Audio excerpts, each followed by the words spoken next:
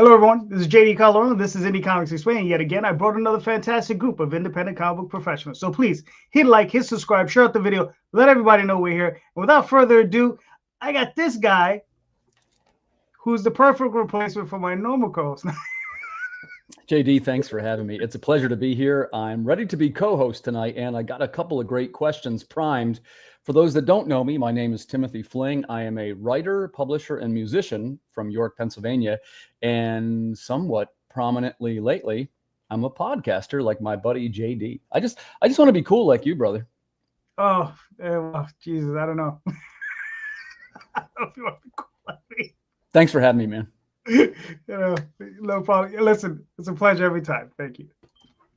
We all want to be cool like JD. Yeah. Oh, Jesus, not another one. Jesus. Hey, everybody, how you doing? Randy Zimmerman, editor-in-chief, chief bottle washer, Arrow Comics, arrowcomics.store. If you want to see some great entertaining comics, go there. Plus, I podcast 2 times a week here on the Indie Comics Network. One Sunday morning for Sunday Funnies, where we look at some crazy oddball comic-related stuff. Today, we looked at a coloring book, of all things, of Mad Love by Paul Dini and Bruce Timm. It was really enlightening. Oh. And also Friday mornings at 5 a.m., Comics by Night, where we look at some of the great classic sequential art. Right now, we're going through a series of books by Mobius. Oh, nice. Sweet. The great Mobius. We just went through Arzak. Next week, we're going through Airtight Garage. We'll see how that works. Awesome. But yeah, here to do comics. Just love this industry. So, and thanks a lot for having me on. Listen, pleasure always having you. Know that. Carlos, how you been, brother? I've been doing all right. Name is Carlos Rafael, Champion Comics. You can find us at Champion Comics on Facebook, Champion Comics Group. Yeah, things are going all right. All right, cool. Welcome, Carlos. Thank you. Yeah. What's up, Dan? How you been? How we doing? I'm Dan Sen, publisher of Argo Comics and our Thunder Zone imprint as well. Most notable, I'm known for Argo 5. And actually, these are just the first 2 trades. But and we just had a Kickstarter wrap up. But thanks to the miracles of late pledging, it's still going on apparently. All right, nice. But well, I know you funded, so you guys did well. Oh, thanks. Yeah. So, congratulations on that, Carlos. When's your next campaign? Just out of curiosity. Not until this one ends. The Black Dahlia, we're finally rounding the corner. It's round, yeah. The pages were finally done. The colorist had issues with the colorist, so got a new guy in there. So he's working on the pages right now. There's like 9 colored pages to go, and then it'll finally be done. And the anchor will be removed from my neck. Gotcha. And that has a lot to do. I would say 80% of that has to do with why I've been very absent from the scene the last few months. It's been dealing with the repercussions of an artist taking almost $3,000 and not finishing the work. So having to regroup. And won't mention the name of the person. A lot of you know who it is just from the campaign. But yes, they decided to take the money. And then, of course, since it was past the 90 days, there was no way for me to recoup it. So to finish that, because I made that pledge, that promise to the backers to get it finished and delivered, I've had to dig out of my own funds to get it completed. But it is down to we're down to the last 9 pages of colored art, and then it will be done. All right, cool. We can do an entire episode just on that. Real, man. I think we've all got horror stories. This is the tough year for colorists. I don't know what it is. Well, not just colorists. So it's all sorts for everybody. Yeah. All right. So let's stories. So before we get into all the negativity, it's funny because I tried to ask a very positive question for this show, right? Thanksgiving is upon us. What are you thankful for in this indie comic space? You know, before we get into all the negative stuff, you know, let's try to be a little bit positive, right? Um, so that's the question, guys. Carlos, aside from your penciler colorist debacle, what do you have to be grateful for? That the people like you and Timothy and Randy and Dan, all the guys that were there that helped pick me up, because yeah, to kind of just quickly go off of that, and nip the negative in the bud. When that happened, the person that did that to me was someone that I considered a son. Very close, and we had been working very closely for over 2 years. And then I know how that goes. Yep. And then for that to happen, it was psychologically, it almost made me quit. And that's one thing I've never done, is quit this community and this and this business. But that almost made me do it. But I had so many cool people reach out. Alan Silverwood, Rodney Lockett, JD, thank you for reaching out. You did, and that definitely helped out. So yeah, there was a lot of people who reached out and were like, "Hey, what's going on with you? You were the carnival barker, and now you're nowhere to be found." So that helped me kind of profoundly, finally, kind of get my wits about me and start moving forward again. So I am thankful for all the people that were able to reach out and let me, and basically just give me a pep talk and say, "Hey, it'll work out." I'm thankful for my family, that they're still supportive after all this happened. My wife certainly deserves a lot of kudos because yeah, when she was like, "What's going on with you?" I had to tell her, yeah, that's a lot of money that just kind of went. And but she was understanding about it, and she never gave me any kind of grief. And then just being able to get out like yesterday, that Comic Con was so good. To first of all, it was a success, made table and beyond. So Excellent. that's how I kind of gauge conventions, is did I make table one? And then did it exceed that? And it did. So my Remarkables is still selling. It's still my evergreen. And I was also able to get some eyes on Pandora's Army, which you said, what's next? That is what's next after we get this all taken care of. Hey, Aaron. Hey, how's it going? And then, so the next would be Pandora's Army, which got a lot of eyes at the show and a lot of positive response. So I'm really excited about that all ages graphic novel when it finally comes out. So yeah, that would be my what I'm thankful for. All right, cool. Real quick, Aaron, introduce yourself. Oh, hi. My name's Aaron. I'm creator of Knocked. I draw a Knocked comic, and I finished up 2 years ago my Galleons comic book. So I'm a writer, artist, colorist, inker, letterer, everything. Cartoonist. I guess you could say that. Yeah, cartoonist. Yeah.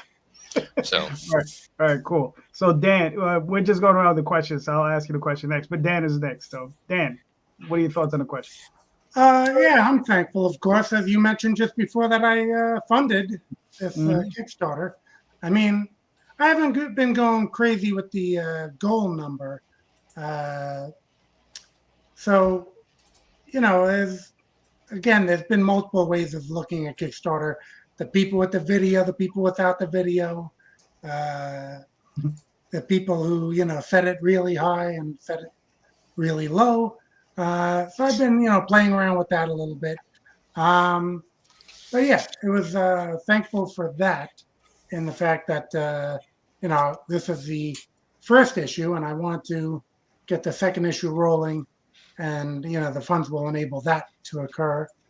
And I'm thankful for Carlos following through on his own dime, because I backed that one.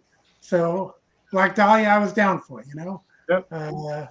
Yeah, Carlos, of course, out of everyone here, and yourself, JD, I'm most familiar with, because we've been swapping stuff back and forth with Champion and Coalition and all this stuff. Mhm. In actuality, I didn't even know about this art problem. I did put in several updates, so you might have missed those. But yeah, I was I very do the upfront. important part. I put the money in, but then sometimes I don't always get to everyone's update. I should. Unfortunately, Carlos, we all come to the conclusion nobody reads those things. That's a Yeah, dangerous. sounds like it. Yeah, danger of super backing is the fact that you say, okay, yeah, the book is still on the way. Sure. Yeah. But yeah, I mean, yeah, hopefully that can all get sorted out. And by all means, reach out to me, of course, if you need anything or anything like that. Thank you. Because, as you know, I've been able to keep on a little bit of a roll as far as getting stuff out. I did move a couple years ago. That kind of took me out of the game a little bit. But now I feel like I'm kind of back in it. Not to the point of JD, where I feel like I'm not doing anything if I don't have a campaign going, but to the point where, I fulfill and then I'm ready for the next one. All right, cool. Aaron, I don't know if you heard the question, but it's the show question. So it's Thanksgiving, or Thanksgiving is upon us. What are you thankful for in this indie comic space? In the comic space, probably print on demand. That I can print like 25 copies and afford it. That's about. I'm not sure what else. I'd have to think. I mean, I do so much for myself. I'm trying to think of I guess the technology to be able to get it out there quicker, faster. Maybe.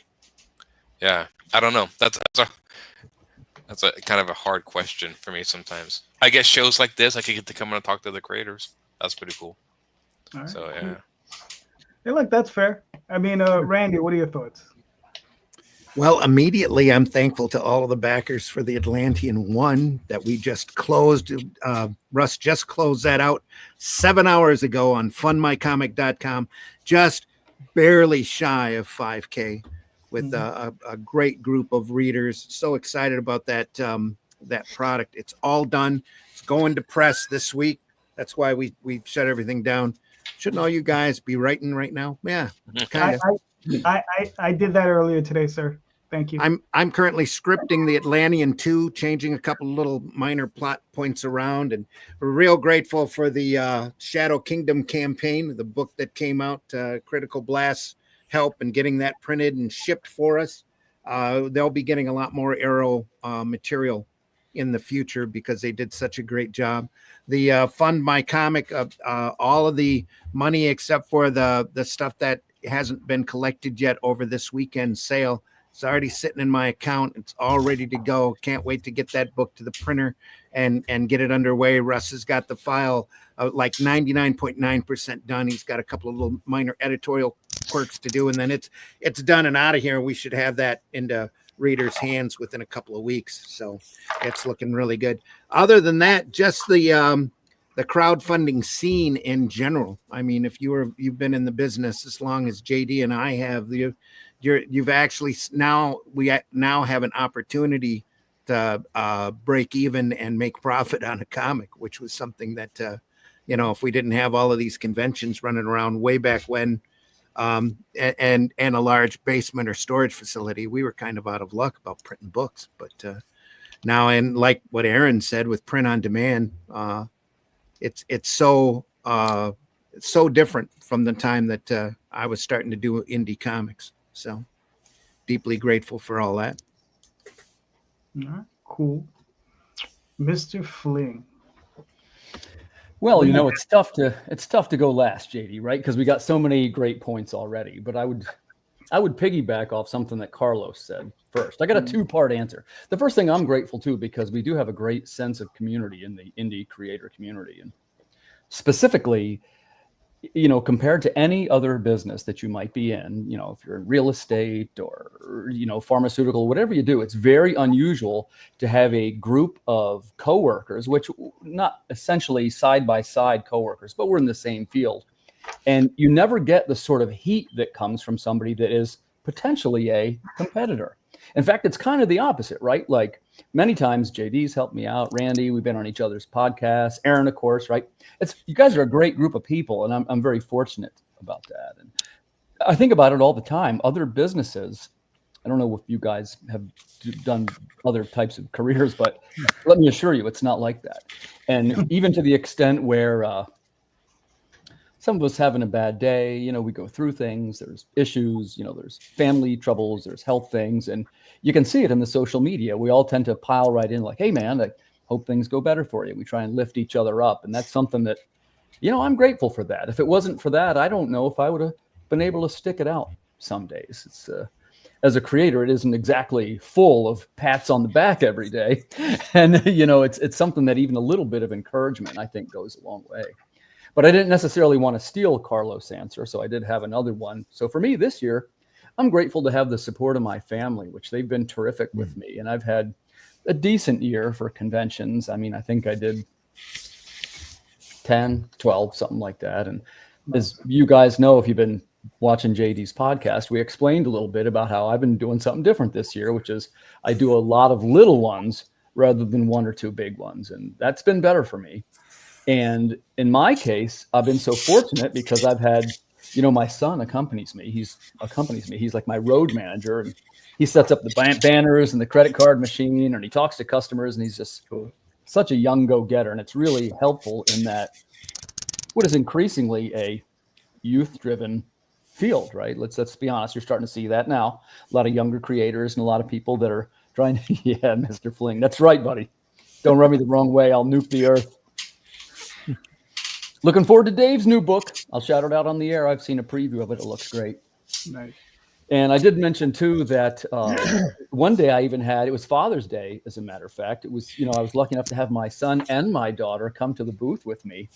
And they're both sort of gregarious and positive personalities. And I remember thinking at the time, like, man, how lucky I am to do this. Because I can't speak for everybody, got to imagine that to a lot of people, you have your kids with you. They don't necessarily love comics or whatever unusual thing we're making, but I was fortunate to have them not only come with me, but, hey, I want to chip in and help you. What can I do? And they're both very sort of engaging personality types. And, I think you guys might agree that it takes a certain type of personality to engage with the average customer that you might see at a Comic-Con. And that's a good thing. I'm not disparaging it. But, speaking directly for me, like when I see the latest cosplays, I'm now at a level where I sometimes don't recognize them. It's the latest anime or, I guess it's, another generational thing. But 10 years ago, I could name every comic character and I would know every cosplayer. And now I'm like, oh, what's that? And, my son is like, well, that's Attack on Titan. And this is One Piece. And this, oh, okay.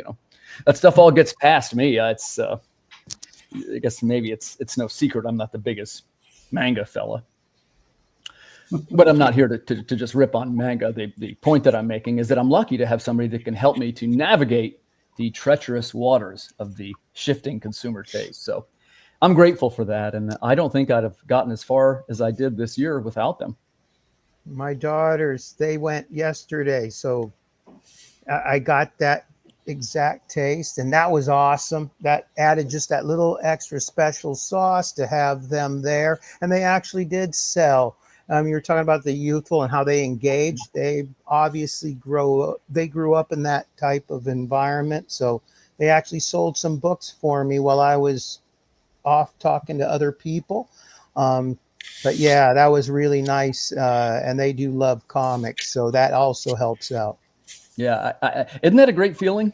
It absolutely is. And they're like, because they were there. Because when I was signing books, and they're like, "Dad, that's got to be really a great feeling to have somebody want to have your autograph."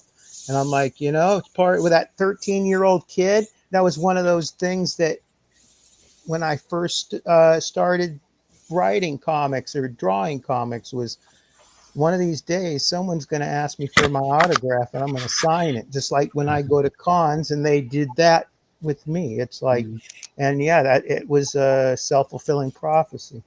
Well, congratulations on that. Thank That you. is, yeah, it's a fun feeling, and it's got to be even more memorable to be able to share that with your kids. Absolutely. And they're looking forward now to next year for Rose City Comic Con, and they'll be going there too. I think I'll be seeing you there, Aaron. Rose City, hopefully I applied this last year and I didn't get in. I was on a wait list. They shuffled everyone around. The guy didn't want to, I heard rumors that he didn't want to put anyone that had been there before. Like he wanted new people. And so I'll give it a shot and try to come in. And, but we'll see. I don't know. I don't know if they're going to give me the app. They gave it to me this year, Yeah. but it happened to be the same weekend that my wife and I were in Vegas for our vow renewals. So, there you go. Yeah. So, oops. But we set that date way before I ever put that application in. So yeah, who knows? They may hold it against me and tell me no, but hopefully not. Hopefully not. Yeah, I don't know. I mean, I'd like to. I go to the Mid Valley one. I signed up for that one. That's the one of Salem. But I haven't done too many conventions. I would like to do Rose City again if I can get in. So I think that's where I saw you last time. yeah, I think I was at the Mid Valley. I didn't do it last year. I was on a wait list and then I didn't get it in time. So I've been out of conventions for a while. All right. Like I said, I was just at a convention yesterday, and I have to say that for myself, the one thing I'm most grateful for, thankful for, is my partner, Daphne, my partner in crime. Because, I mean, it was just great to get out and, be with her at a show again, because we haven't done one in a minute. So, yeah, that was really cool. The other thing I'm grateful for is just my partners. I have a lot of artistic partners, Jay Gonzalez, Aurelio Tillis, and a whole slew of cover people that I work with. And, they've been pretty much good, really, really grateful for that crew. There are hiccups here and there. Once in a while you want to reach through the screen and choke somebody, but, for the most part, that's not the case, right? So, Can I do a quick shout out here? I forgot somebody. I don't know whose Facebook user. Who is this person? Thanks for the compliment, though. Yeah. Yeah, I know. Yes, but I don't know who Facebook user. I would like to add quickly, and then I'll let you go on. I forgot my partner in crime, Gilberto Leandro. Gil, thank you. He's the one that came through and was able to finish those pages. Otherwise, I'd probably still be bogged down with this. He did it at his rate. He didn't try and tell me, okay, I need to have this done. And how quick? I'm going to charge you this much instead. No, he charged me the same rate he was charging me for Pandora's Army. And he was able to get all those pages in, which was about 8 or 9 pages in a very short period of time. And it ended up being beautiful. Gil, thank you. I'm thankful for Gil because he saved me. He pulled me from the frying pan. That's for sure. Oh, that's pretty funny. It's not coming through here. This is Tom. I don't know who this other person is, but yeah, I think that was Tom. Tom, it's like, what are we grateful for? Since Thanksgiving is here, what are we thankful for this year? But that question is done. We've answered that. Now we can get into the hot and heavy. Hot Tim, take. what do you got? Yes. I got a couple for you, man, and I wanted to launch right in. First thing, I got a 2-level question. I want to talk about the changing face of the convention scene, because we kind of touched on it. And the second thing, I'd like to ask a Kickstarter question. Let's start out with conventions, right? As I mentioned, we're seeing a little bit of a shift in the type of customers that we see at conventions. And that can be both a good thing and a bad thing. It's all in how we capitalize on it. I'm of two minds, but I would like to ask the group. You know, there's an increasing, what I would say is a spiraling amount of cost to attend and table at a convention. And it isn't hypothetical. It's actually happening now. This isn't, well, next year it'll be so expensive. It's incredibly expensive right now. And what I mean by that is like when you start factoring in like a hotel room and the parking, I mean, it's, you know, in Baltimore, when I was at the Baltimore Comic-Con, it was $77 a day to park. Right? Damn. Yeah. Really? Baltimore. Jesus. Yep. Yep. Oh, And I remember now, obviously, that's a boosted even rate that- that they charge Yeah. that during the con. Hey, and they always tell you, hey, feel free. There's another one down the street. It was like 28 or 33, whatever. But then Right. in my case, it was what I had, you know, 8 boxes of inventory, 2 8x10. Right. Like I can't lug that much equipment across 11 blocks of downtown Baltimore. As much as I love the commanding view of the fentanyl district. Sorry, Baltimoreans. hmm But I will say that, you know, we have to find a way to adapt to these spiraling costs. And my question would be this: how do? yeah, Pete, you know where I'm talking about, right? That's the Sheraton right next to the convention. They realized that people were parking there that were not guests of the hotel. So what they did is the boosted rate. Look, I get it. People got to make money. You know, I'm not against somebody making money. I only object when they do it to me, you see. But I guess so. My question would be this. So now that we know this, how do we prepare for 2025? It's either one of two things. Either we change the number of how many conventions that we do, right? And instead of being 10, maybe it's 5, and hope to get the, we hope to get more juice out of each convention. Or the second thing is we change it up totally and pour that money into digital advertising. Google ads, things people haven't tried, billboards. Because the reality is, I think Carlos said it the best way, we're all kind of wired to say something like, hey, well, I covered the table, right? And honestly, that's at least what you would hope. And hopefully you turn a profit on the darn thing, or you start to wonder why you're doing it. Right. Now, that said, I'm not sure that is the best approach for me anymore. And the reason why is that if I'm going to just break even, that's great. I got my marketing bang for my buck. But that doesn't cover my labor. It doesn't cover me carrying all those boxes down the street. And of course, I always have at least 2 coworkers. And in Baltimore, I got a staff of 4 that I got to try and take care of somehow. So what's the answer? Is it to do less conventions? Is it to do one really big one and spend all the money on marketing? Or is it to switch gears and go to digital advertising?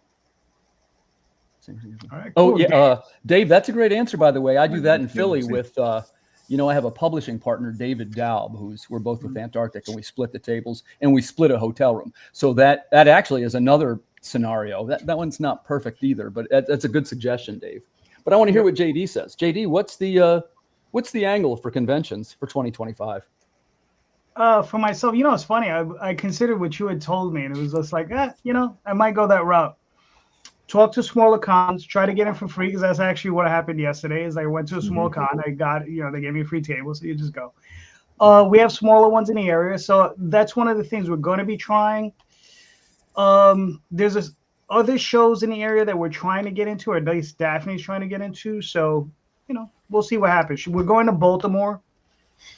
Her sister lives like 3 blocks away from the conventions, or maybe 6 blocks. I don't know, but it's close. It's within walking distance. So you know, we'll probably end up staying with her. And then, you know, we'll probably drive down, but you know, it's not really you know, that's what we're gonna do for that one. But you know, I don't really know how many. I haven't been big into shows, and we did okay yesterday. It didn't cost me anything to be there, so it was fine. But it was also a very tiny show. What do you mean by tiny? Give us an idea of the attendance. Maybe if 100 people showed up, if 75 people showed up, I'd be surprised. It was a library show, you know. Sure. Hey man, Readers. That's one of the best. That's one of the best ones, I think. Right. So you know, it was a library show. So it was fun. I got to meet some creators I'd never met before, which was cool. I got to see a couple of people that I don't normally get to see in the meet space. So that was cool. And yeah, like I said, I got to hang out with Daphne for the day again. So that was a good part. But you know, I mean, right now we're taking it one step at a time. So it's it's easy. You know, we're trying to take it easy. As far as like digital online advertising. I mean, when it comes down to Facebook, I've spoken to a lot of people about it, and it's just. Well, hold on. I don't necessarily mean Facebook ads. In my opinion, they don't work. In this case, I meant Right. Google ads. Yeah. Google ads. I've never tried them.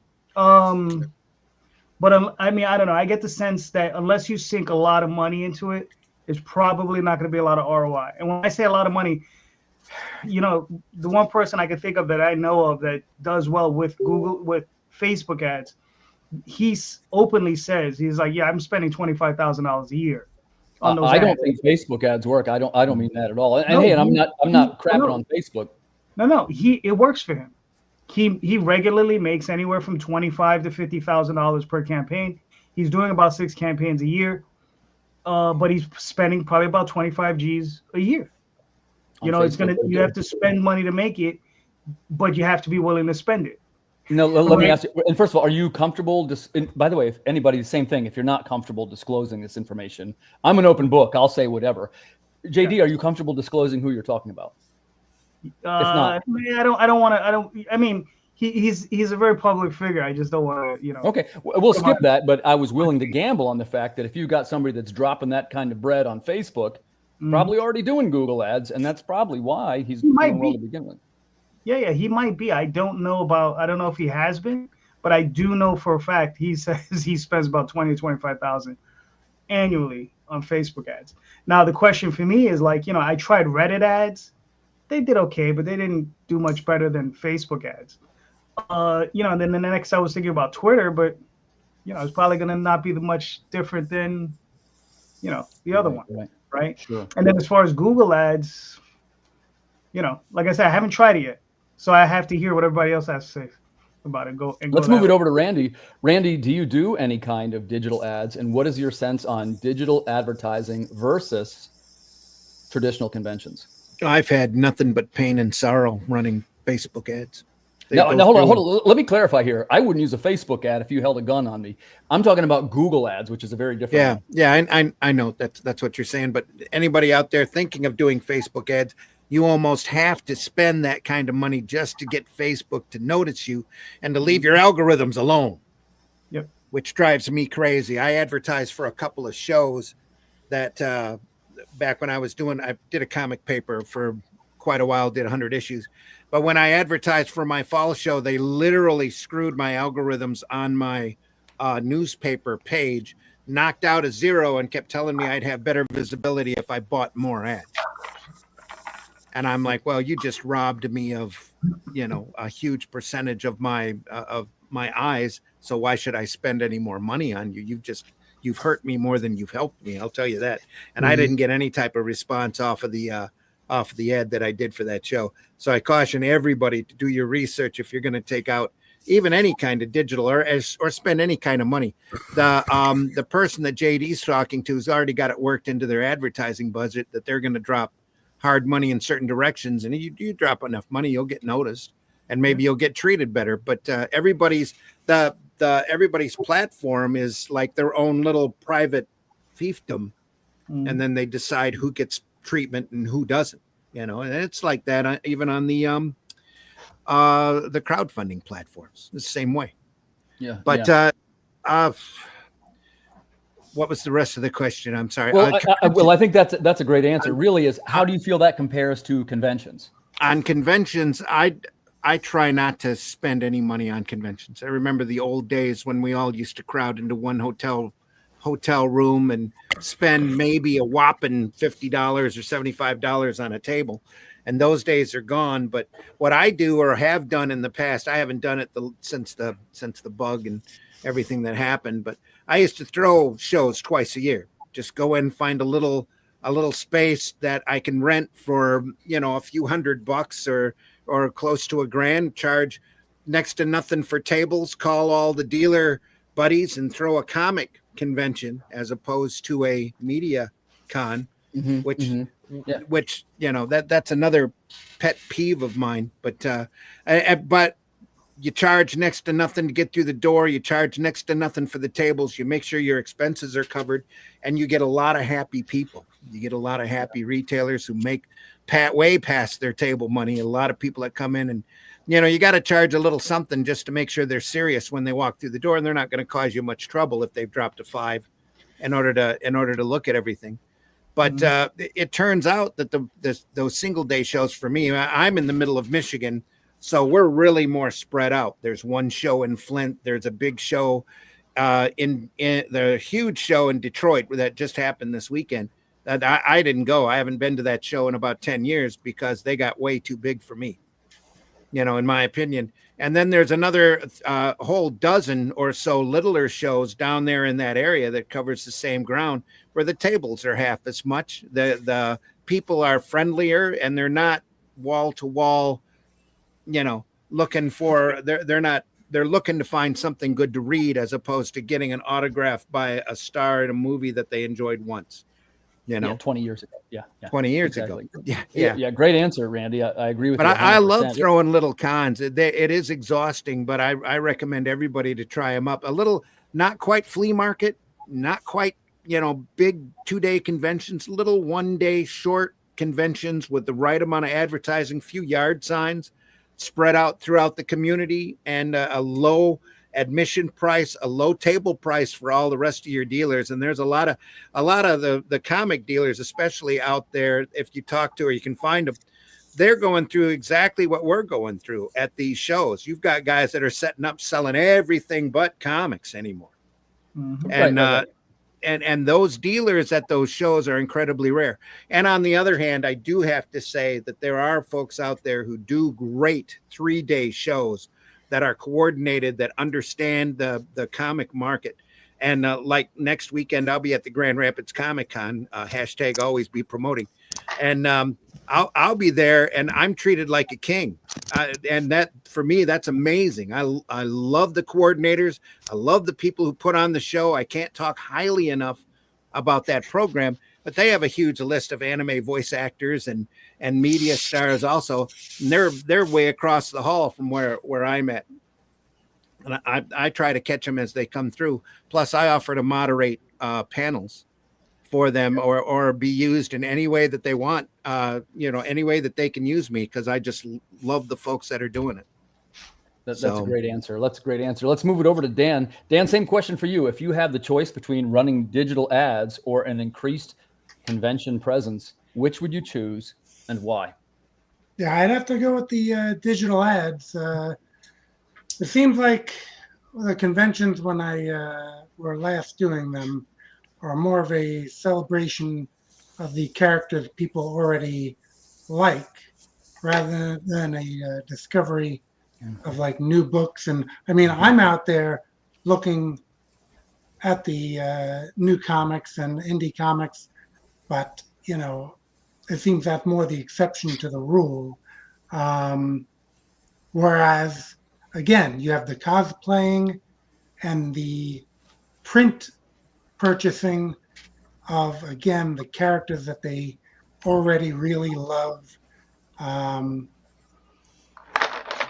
we all have this story, probably, there's a guy next to you just doing, corporate character prints, and he's killing it. And this guy is telling him, I really love this flash that you drew. That is some great work. And I'm thinking to myself, that image is on your t-shirt right now. Okay? Yeah. He just redrew it, recolored it. It's the same image. Don't you understand that? But, people are just, they're a fan of those characters, and they want to celebrate those characters. I believe there are cons that, cater towards like indie type of thing. And that's probably where you're better off. For myself, store signings seem to be a better way to go. Whereas, again, there's no cost that you're laying out. If I was invited to a con, which was very few and far between, because I'm not a big name that's going to draw people, if I was invited, I'd show up. I would, get there on my own time, do what I had to do. And those were always great experiences as well, because that you're coming out ahead. But sometimes with the bigger cons, which I did do. When I was doing actually New York Comic Con, a lot of times I had one of my artists at the table. So that kind of robbed me of my potential of getting commissions, which there have been cons where that did much better for me than the books. Sure. And I'm primarily a writer, but you bring your portfolio of art and people start, sometimes chucking the characters that they want you to do. And my girlfriend draws as well, and not really in comics or anything like that, but she's just has her Walking Dead drawings that she does. And sure enough, people want a Red Robin by her. And she's like, I don't know who that is. And I'm like, bring us the reference and she'll draw it. Don't worry. So, yeah, I mean, the conventions are just a little too up and down to the point where I do think the ads are better. I haven't really gone with the Google ads. I've done the Facebook ads. In the past, it seemed like you were able to tailor them towards specific age ranges and fandoms a little bit. Yeah, now it seemed like I just did one for the last Kickstarter, and it did. Well, I made the mistake of not giving it its own link because I just used the regular link. I'm guessing it just shows up as a Facebook sale, so I really couldn't keep track of what that particular ad did. It's something I'll remedy the next time I do that. Although you guys are saying don't do the Facebook ads, if I do choose to do that, give it its own link and then see what really comes with it. Well, I think that, first of all, that's a great answer, Dan. I got to say that I agree with you 100%. And it ties into, you see over there, Dave Cerrone's got his comment, which is about if you're selling to everyone, you're selling to no one. And that's part of the truth, right? You can do the Facebook ad and it goes out to more people across Facebook, which is great, but it's going to more people that don't buy comics. So it's not really that particularly useful. Again, that's just my opinion, one man's opinion. So let's move it over to Aaron. Just a quick comment. Aaron, I love your book. I think you got a terrific look for the book. I love the characters. What is your 2 cents on the first conventions versus digital ads and why?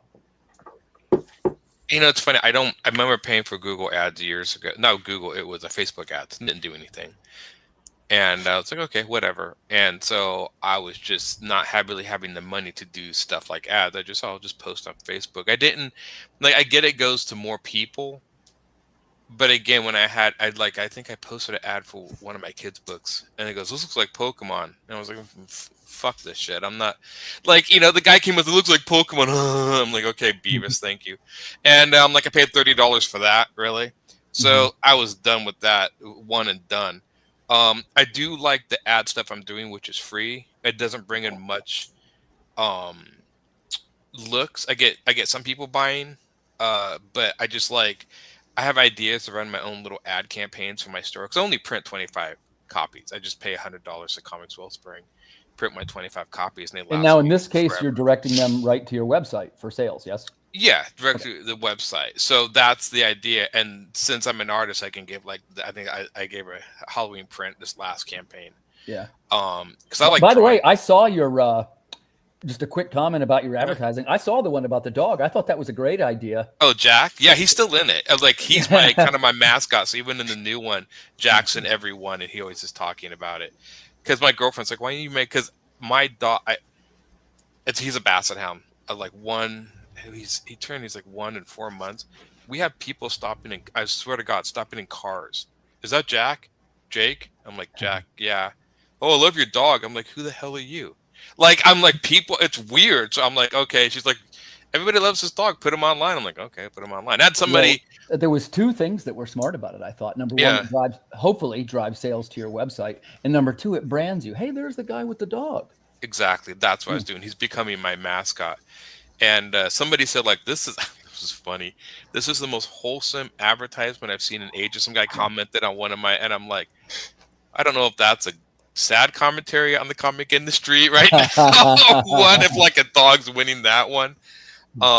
Conventions, they're more social events for me. I like talking to people. I sell okay. I usually break even. Yeah. I only go. I usually never can afford to stay at a hotel, or whatever. So I only go within driving distance of me. So I attend like one a year. So because it's just all me. So it's like usually I'm there by myself. So I don't have a team of people to help sell or split hotel rooms with, or but yeah, the only problem I have with digital ads for comics is I'm amazed at how so few of them actually show interior pages. Like so many ads, especially for Kickstarters, Yeah. cater to the collector. Fantastic. I'm not a collector. I'm a reader. And I want to see your pages. What's it look like inside? It's like, basically, to me, it's like showing you the shiny car. Well, what's inside of it? Nothing, because the car's been gutted, right? Or watching a movie ad that is just a title card and not any action scenes. And Like not you any saw action. So you're like, okay. And so I'm always amazed that Kickstarters cater to giving prize, which is great. But as a reader, and even when I go to Kickstarter sites, like I'm like, where are the? Because I just want to see your interior pages. I'll skip all the price. I don't care. Like I don't got variant covers on, and this is just me. I don't care. I mean, I want to read this. What does it look like inside? Yeah. And most of the time, it looks like crap inside. And unfortunately, it looks like crap, and the writing is barely legible. And that's the thing that disappoints me the most. Is a lot of times I read stories, and I'm trying to give people the benefit of the doubt because I know making these things is hard enough. But half the time I go through, I can't even figure out what's going on or why I should care. And that's unfortunate because I know these people put a lot of work into it. And so, but yeah, just one guy actually said, he's like, interior pages. So I post interior pages, all my ads. Like it's a comic book. So, because sometimes I don't even know if it's a comic book because I've seen like, oh, it looks cool. Oh, that's an art print book, series of art prints. It was not even a comic. So it confuses me even that. So yeah, I mean, you could throw the cover, like the prints you want to sell, but like throw an interior page too. Because I guess I never got that. Because when I was a kid, like Jim Lee, I mean, when Jim Lee did a comic book, we didn't care that he just did the cover. Like if Jim Lee had kids, like he's just doing the cover, fuck that. But he's doing the inside. Fuck yeah, there's a difference. So to me, I'm like, come on, boost that. That's my only complaint with the ads. Other than that, I think I'm working on digital ads. I'm having fun with the campaigns, but I'm just experimenting and playing with my own ideas. So I don't have the audience yet. Do you fund the Kickstarter? Like, because I think you might be surprised, Aaron. I mentioned this TLS. I think you would murder it on Kickstarter. I really do. I mean that as a compliment. If I had the time, I need to have somebody. I literally barely have time to make my comic, let alone Kickstarter. And that's unfortunate. That's just I take care of somebody on the weekends, and then I have work. So I get like 2 to 3 hours at night. So it's like either make my comic in a reasonable time or do ad marketing, and I can't keep up with both. Yeah. So my marketing, you're a one-man show, a true one-man show. Right. So the market I'm doing now is what I can actually do for right now. Yeah. And so I'm just going to try to build it that way. So yeah. So. I think that's a great answer, and that's probably the right way. If JD doesn't mind, I do have a second half to this question, which kind of ties into it. I don't know. Carlos, I don't know if he's still there. I've been here. It's just that I've got a bad back, so I got to lay on the bed. I'm sorry. And I don't think I thought maybe you stepped aside for a second. No, so where we left off, I don't think we listening. heard from you. If you want to answer, it is we're talking a little bit about digital advertising versus convention presence. Which do you prefer, and why? It's a fascinating question. I thank you for that one, but because I do both. But the weird thing is that I've canceled more cons in the last 2 years than I've attended because of just various things that many of you know that I won't rehash at this time. But in that I set a budget for my Facebook ads because they work for me. Now, to go back to what Randy was saying, they down throttle you. So once you start investing in them, they down throttle your reach, so that you then get, I imagine, so that you get frustrated and then you start pumping the money into the Facebook ads. Because I used to have, for before I started doing Facebook ads, I would go on my page and I would post things, and I'd get 150 reactions for things that I would post or links that I would do, which for my little community that's pretty good reach. And then once I started doing Facebook ads, and all of a sudden I'm getting 25, 30. Yep. If it's really good. Yeah. And it's like, no, it's not a coincidence. They're the algorithm is now down throttling, so that I will then go and get frustrated and want to get back to that. Where's my 100 people? Right. And so, but I usually set about $100 budget every Kickstarter. And then, of course, it does give you, if you set it up right, the Kickstarter will give you the analytics of how much you're getting for that. And I usually will clear that $100 and some. Typically, it'll double it. So, yeah. So, Carlos, that's outstanding. Yeah, that's very atypical. Yeah. So I definitely keep, but I do not go over that budget. I set that budget, and then for the course of that month, basically it comes around $25 a week for the course of that 30 days. And I do not budge on that. So real quick, what was if you don't mind me expanding on that, what was the price point of the book that you were selling there? It's just the Kickstarter, the $10 usually. Okay. And then I will, usually it's $10 for the standard cover, and then $15 for a special cover. I try not to go beyond that, because I just that's a nice job. That's a nice job, Carlos. You did well there. And so, and I've managed to clear all of my, and I usually set them at around $2,000 to $3,000. So I have been able to hit my markers for that, my goals. Sure. I don't know how that's going to work now, because it's been hard for me because we've been really busy at work. So before, I used to watch the show from work, and I would even comment. But we've had a real uptick in busy at work, so I'm not able to get in there and watch this show in particular. But I've seen you guys cover the topic of the fact that Kickstarter numbers have been way down. And the big one that blew my mind, because again, it's been about a year since my last Kickstarter. The one that blew my mind is that Polito only made $50,000 on his Maniac mic, or whatever it's called. This guy I've literally watched him make $50,000 in less than 10 minutes on almost every one of his campaigns. Okay, hold on, stop right there. Carlos, again, quick question. And again, if you don't want to disclose it, please feel free not to. Mm-hmm. But in the interest of educating and maybe learning a little, are you willing to disclose who you're talking about? Brian Polito. Okay, gotcha. Yeah. So I sort of guessed, but yeah, it blew my mind, because what happened was I usually back his stuff, but lately money's been tight, so I have a stack of comics that I haven't even opened from all of the backers that I backed. Mm-hmm. It's actually, I was going to take a picture of it, because it's actually a tower now of comics from just me being that guy and backing everybody's campaigns and keeping that going. But money's been tight. The wife changed jobs, and it's just, I can't do it. I have to be a little bit more mindful of and if that keeps people from backing my stuff, so be it. It is what it is. But yeah,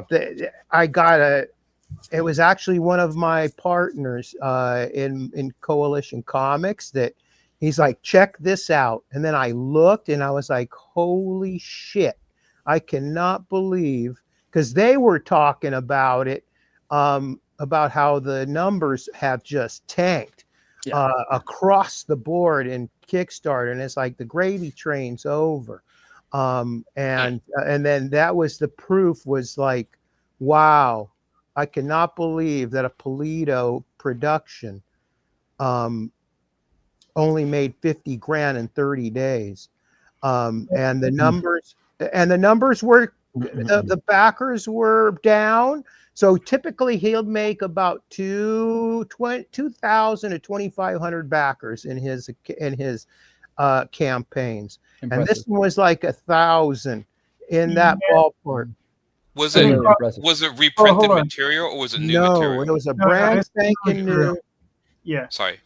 Yeah, I think I know the campaign you're talking about, Carlos. It's the one with his new male character, right? Yes. That's one. Oh, I There think you go. answered the question. That's Yeah. all it is. It doesn't sound like any food, There bro. you go. That's all it was. I mean, and the thing is in the sphere, what I've seen is campaigns are down about 10, maybe 30%. I mean, I would say anywhere from 15 to 30%. I think most people are down. That's what I'm seeing. But when Polito's down, it doesn't really concern me, because when he's down, so what? Because it's like he's so far ahead of the curve that it doesn't affect us, because there's plenty of room for us to move up. So his numbers never concern me. Like, I'm like, that dude is so like above us. It's like it doesn't even matter as far as money is concerned. But yeah, I think the reason that particular campaign didn't do well is because he just wasn't selling boobs, and that's it, He didn't because put boobs on the guy. in the end, Lady Death is I haven't read it in a long time, and when I have read it, it's blah, it's meh at best. This is not literary gold. This people don't buy those books to read them. Right. Those are not books anybody buys to read. So That's why the pages are stuck together when I buy back issues. Oh, hey, He went Now there. I know. give you that bell. Yeah. Yeah, but Polito is just the grand example. It's all of my buddies are down. Yeah. And where guys that were hitting 3, 4, 5 grand are lucky to hit 2 now. Right. And that's with them doing a lot of hustle. So it's like, again, from the outside looking in, because again, it's been a while since I've had one. And I will have one probably early in 2025 once Dahlia's been handed in, and I'm worried. It's like, oof, some of these numbers. There's no way that I could produce a comic book making $1,500 on a campaign. It's just not going to happen. If I want to rip off my artist, that's not who I am. Yeah, that's not going to, for original work, a reprint, sure. If I wanted to reprint Remarkables or any of the other books that I have, then yeah, that might work. But new, yeah. So I'm worried that with the numbers that are coming in from the normal people. But yeah, cons, just to get back to the actual thing, I do my digital. It works for me.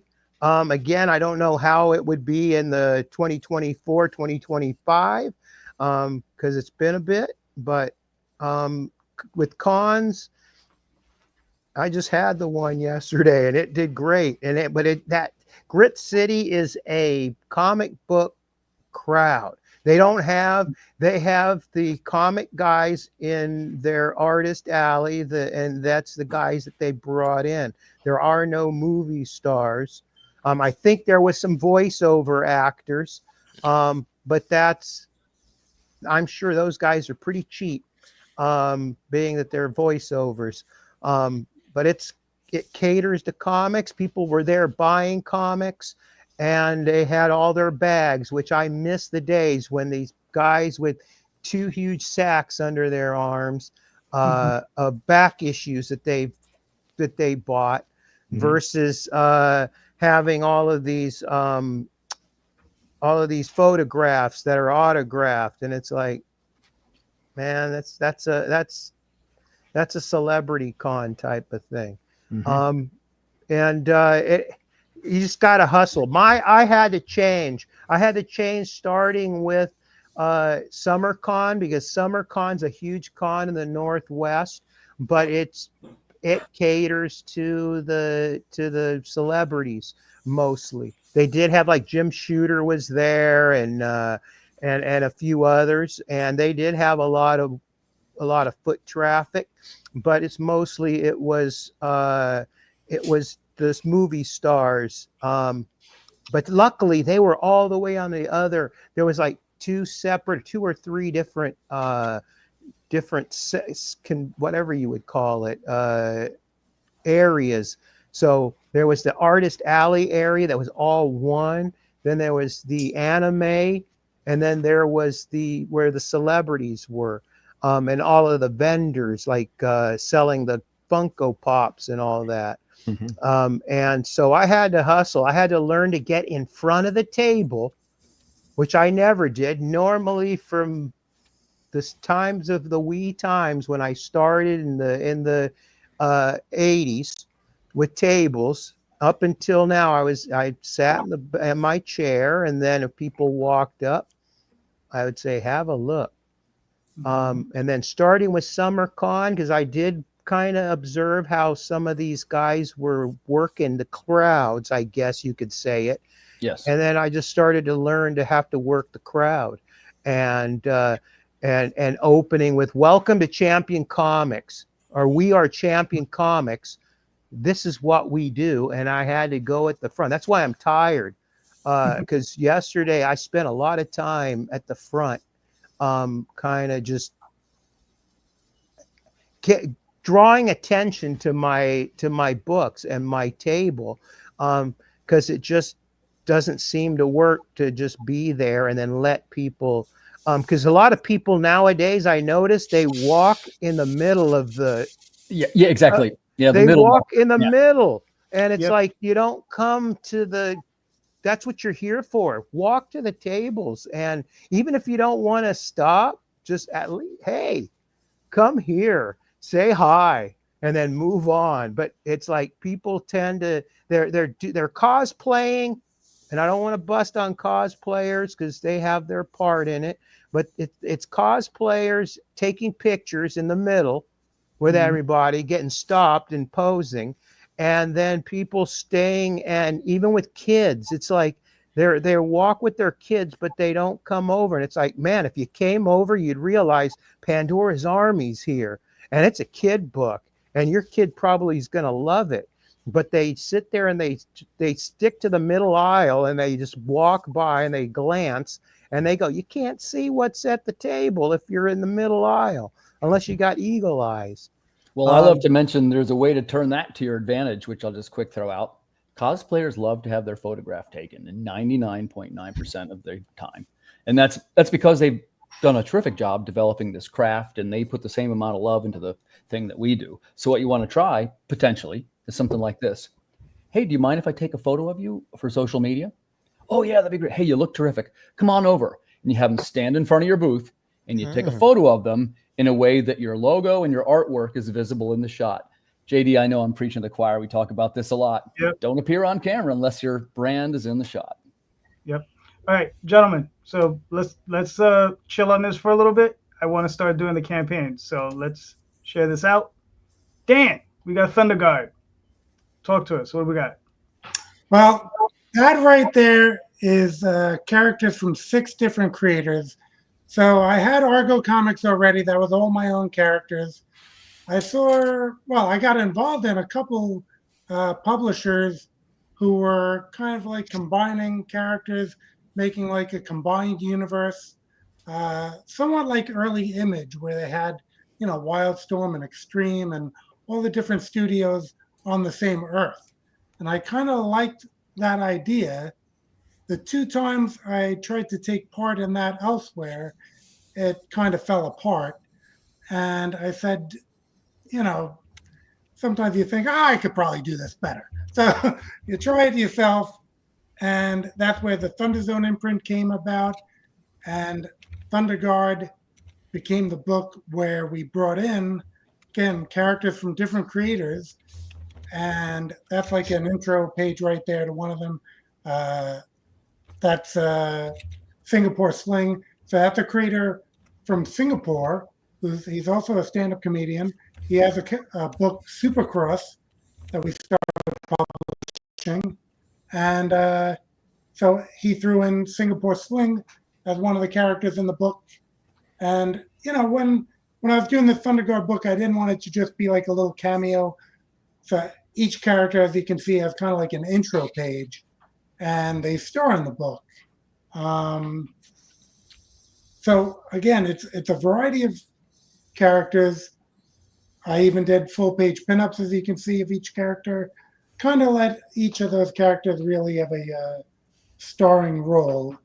One of the guys actually is a professional wrestler in Singapore. There's two guys from Singapore who I ended up having in this book. Ezekiel. Yes, exactly. And he's back to have his appearances in various books, as Carlos will know as well. I did a full book for him, Chronicles of the Metaversal, and all these books are available as add-ons or in the catch-up tier. And again, he came with the idea. He was the writer. I had an artist draw it. I had a colorist color it. Lettered it myself. So in having that full character, we also had him within this Thunder Guard book. So it's kind of like a crossover, kind of like Image United was supposed to be, where all the different characters from the different studios came together. And in that respect, this was the first issue of that. And we had a tier where people could actually be in the second issue and have their character within the book. And now, as I had mentioned earlier, the campaign ended today. We were funded, but Kickstarter has implemented a new thing with late pledging so that people are still able to get in on the Kickstarter. I guess until you send out the surveys, I believe, is when it says when you're setting it up. No, I think you can shut it down when you want to. Yeah, that's what it says. Yeah. But I think once the surveys go out, then it's automatically gone. From what I've been told, first time having late pledging on my campaign. In actuality, last campaign before this, I had someone message me the day after, and I still pledge, and there was no late pledging at that point. Told him to PayPal me. He doesn't have PayPal. Back and forth. But in this respect, bringing in that late pledging, I think, is a good thing. They do advise you to just bump up the rate a little bit because we don't want Kickstarter. The urgency is supposed to be a main contributing factor to getting funded, and this late pledging, we don't want that to kill the excitement of all these campaigns. So yeah, most things, most levels, you can kind of set it up to what the pricing is going to be compared to the regular pledging during the campaign. And it's usually just bumped up a little to, again, encourage people to go during the campaign to back it. But yeah, great. Another thing to be thankful for is the great creators who I've come to work with in Thunder Zone, and then also just everyone who backed it. And we hit some stretch goals, which that's what's on the screen right now. Some additional cover choices that we added, where in the survey, when you're backing for, let's say, Thunder Guard #1, you're going to have a multiple choice question there of which cover you want. So you'll just be able to open up a separate browser page, check out the covers, and make your selection. Unless you're, can do it by memory. But yeah, for most of the books, first time around, we have that with all the variants. And then when they become add-ons and in the catch-up tier, we usually just go with the main cover. So that makes the variants still very worthwhile for people who are catching that first-time campaign to jump in and get those, because if the campaign is done and those are gone, and then other people are just buying the standard cover, you're going to have a real collectible and having a very low print run cover. Nice. All right, cool. And I see you got Dan Hoynes, Thunder Woman, one of my partners in Coalition Comics. Yeah. Yes, he did back, and Thunder Woman, again, just like any other member of the team, is prominently featured in the book. And, you know, I had to, when you're doing a book like this, again, you're not just doing a cameo. There were emails exchanged. I had to really get into the background of the character, the motivations. We have a supporting cast member of his in her intro page that leads into the story. So I don't want to just, again, gloss over these characters. I really sink my teeth into them. And it becomes a different writing challenge. It's, you know, again, some of us here have been doing comics for quite a while. Yeah. I found that doing other people's characters and researching that in the same way where I did, again, another Thunder Zone book, Nature Man, which brings back Jerry Siegel and John Buscema's Charlton public domain character, Nature Boy, researching all those stories, bringing in other characters like the Dart and Kismet, Man of Fate. Those are all things that I researched fully, read all the appearances, incorporated stuff from those appearances to, you know, kind of enrich the story with character details and consistent representation of who they were in the past. Same thing goes with these independent characters that are coming in.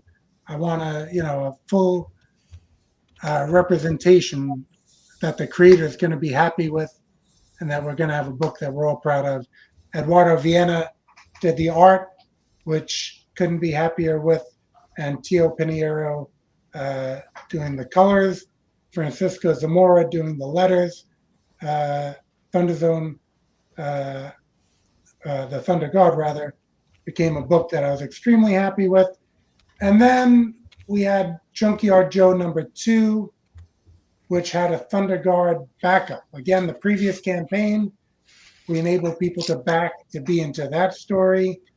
And the 8-pager in the back of Junkyard Joe #2, which it pretty much concludes the story. I had Junkyard Joe #1, Junkyard Joe #2. In the time after Junkyard Joe #1 came out, another company published a Junkyard Joe comic. I got a few messages about that on social media where people were, informing me of the other Junkyard Joe comic.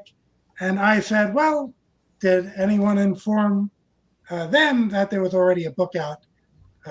But I'm the little guy, so that's just out to me. Well, Dan, the book looks great. You've funded, and you're still going. So, listen, man, hopefully we'll get you a few more backers in there before you close out. It looks really good, man. You did a great job. Much appreciated. Nice job, Dan. Thank you. All right. Let me pull up. Sorry, guys. I still need a producer here. I know the feeling. This is when you have the other guests start talking, so it doesn't create dead air. Yeah, there we are. Yeah. Our fault. You can promote your Earth Dog Network. All right, perfect. I appreciate you giving me a quick chance to promote this. I guess a couple of you guys know that I have moved into the podcasting arena, right? And trying to do a couple of things, and I'll drop an image too. One of those consists of the fact that what we're trying to do is to create curated content that consists of things that potential readers might enjoy. I've mentioned this to a couple of people in this room, and essentially what we're trying to do, we have one podcast, which has been pretty popular. That's the Creative Cranium. I think most of you guys have been on it. I don't know if I ever had Dan before, but he's certainly invited. But here's the deal, ready? I was doing great with that show, and I basically stole the idea from JD Calderon, and it's still going strong. But what I wanted to do is to reach out to more customers. So what was the way to do that is to create some new content. So effective, 60 days ago now, we developed some new channels, which consists of the UFO podcast. That's the first Friday night of every month. Then the ghost sighting podcast, which is the second Friday of every month. And then the remainders are the Creative Cranium shows, which are aimed at comic creators. And they tend to be topic-based. Things like, what are the ethical limits of AI? They're topic-based. But we noticed something, and I can't wait till this Kickstarter begins to really test it, which is that typical YouTube viewers are drawn toward certain types of topics. And those topics tend to be things that are slightly controversial, right? Things like, one thing to clarify, guys, I'm not really political or anything like that. I don't think it's a good reflection for the brand. So I don't do that. Mine is based at comic collectors, UFO nerds, people that think they saw a ghost. And starting November 22nd is the music podcast. It's going to be things like America's Greatest Drum Solos, stuff like that. And the idea is if somebody's scrolling through, you will be able to see, oh, hey, I do kind of like UFOs, or I do kind of like ghosts. In fact, this coming Friday, I have the chance to interview a promising artist, Aaron Humphreys, and I'm going to be asking him to review some of the famous ghost photos throughout history. And we're going to look through a stack of these photos, and we're going to show them to the viewer, and we're going to analyze them and see if we can determine if they are real or a hoax. And the great thing about it is... I just showed a bunch of photos of JD's face. I don't know if these are real or not, but... Well, the thing that's fun is, and again, this one man's opinion, it's something we're trying, is that it's the kind of thing a viewer could look at. And here's the thing. Let's take the UFO one, for example. Some people are adamant that UFOs are real. Great. You're welcome on the show. Some people are just completely convinced that everything is a hoax. Great. You're welcome too. And the idea is you bring them on the air and we analyze it and we sort of look through the information and see if we can arrive at a conclusion before the end of the hour runs out. And here's a little secret for you. We get if not, he just breaks the stick in half and throws it down. Now you two fight it out. That's right, exactly. Well, I can't wait to talk to you about the ghost. That one's been going great. And the idea is we get to the back 20 minutes of the show, and it is very much like and hey, by the way, what are you making? And then we do what we're doing right now, and we can promote our material. And so far, they've been performing very well. The UFO podcast it's our best viewed podcast already. So you're going to be seeing more of that. I put up the logo there in the share screen if you want to pop that up, JD. I don't have admin.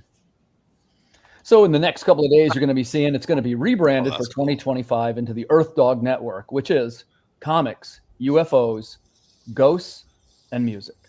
So that's what you get.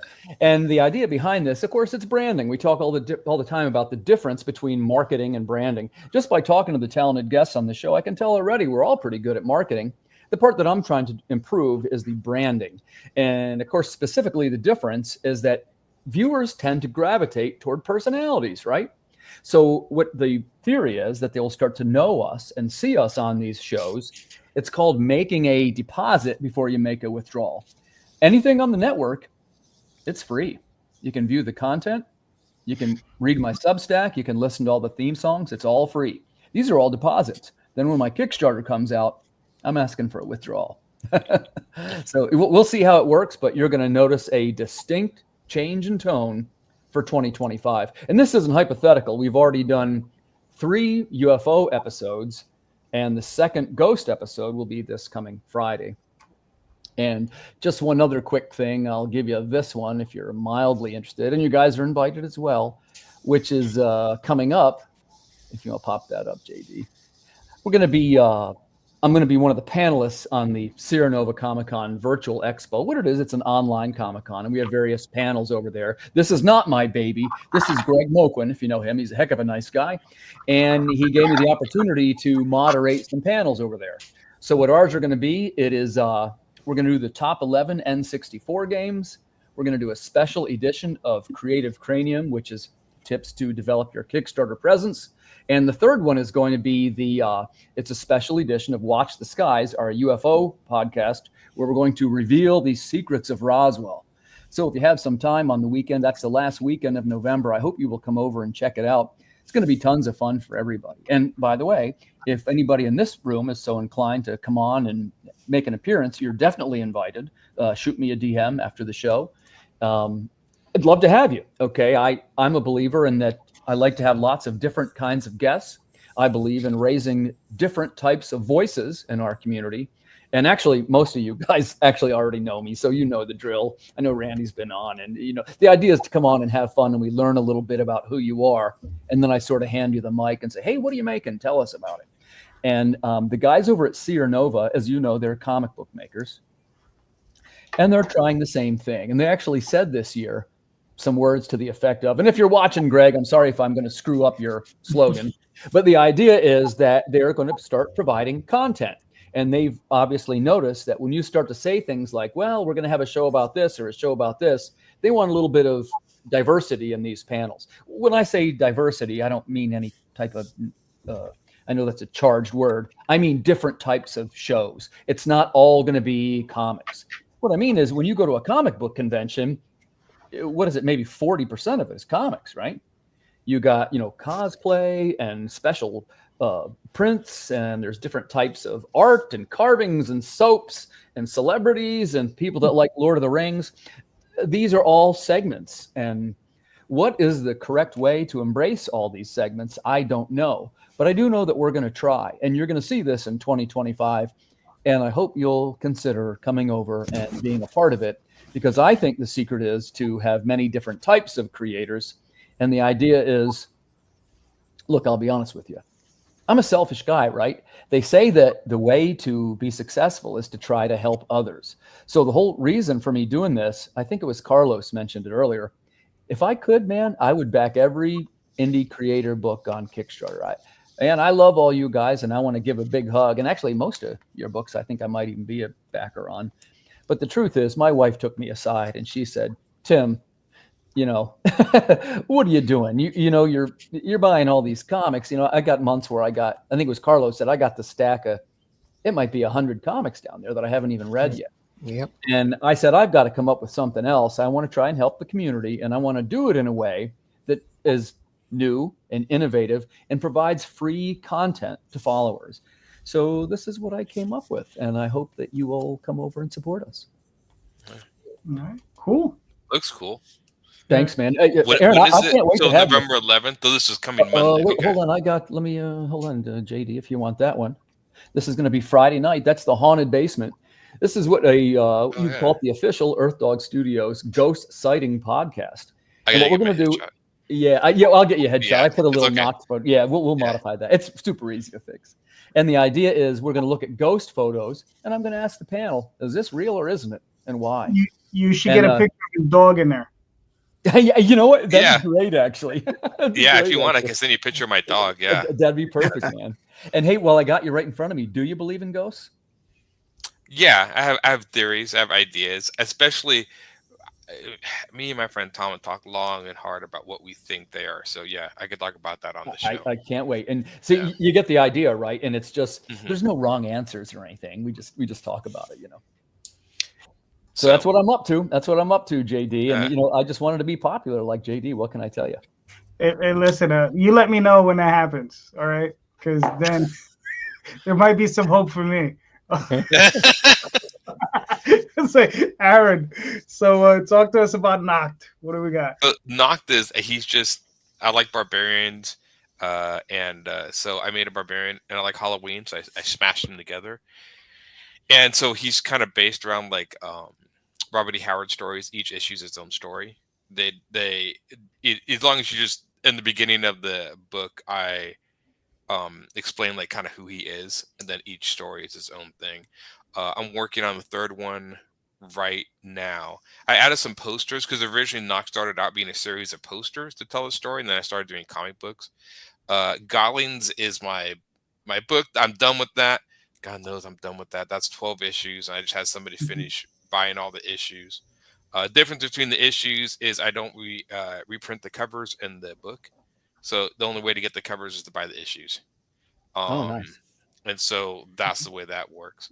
I don't do alternate covers. Noct, I don't do it for a reason because I don't number the comic. So the idea is if you see the cover, that's the right book. Because if I flip the covers on, they'd be like, well, which book? So it's just like, I don't number it. So if you see that cover, that's the story.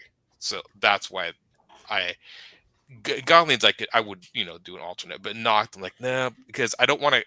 The idea is I don't want to number them, so like because it's kind of aimed at kids, teenagers, and kids. So if a kid sees one, I don't have to sit there and explain to him like, well, here's a number one, there's a number two.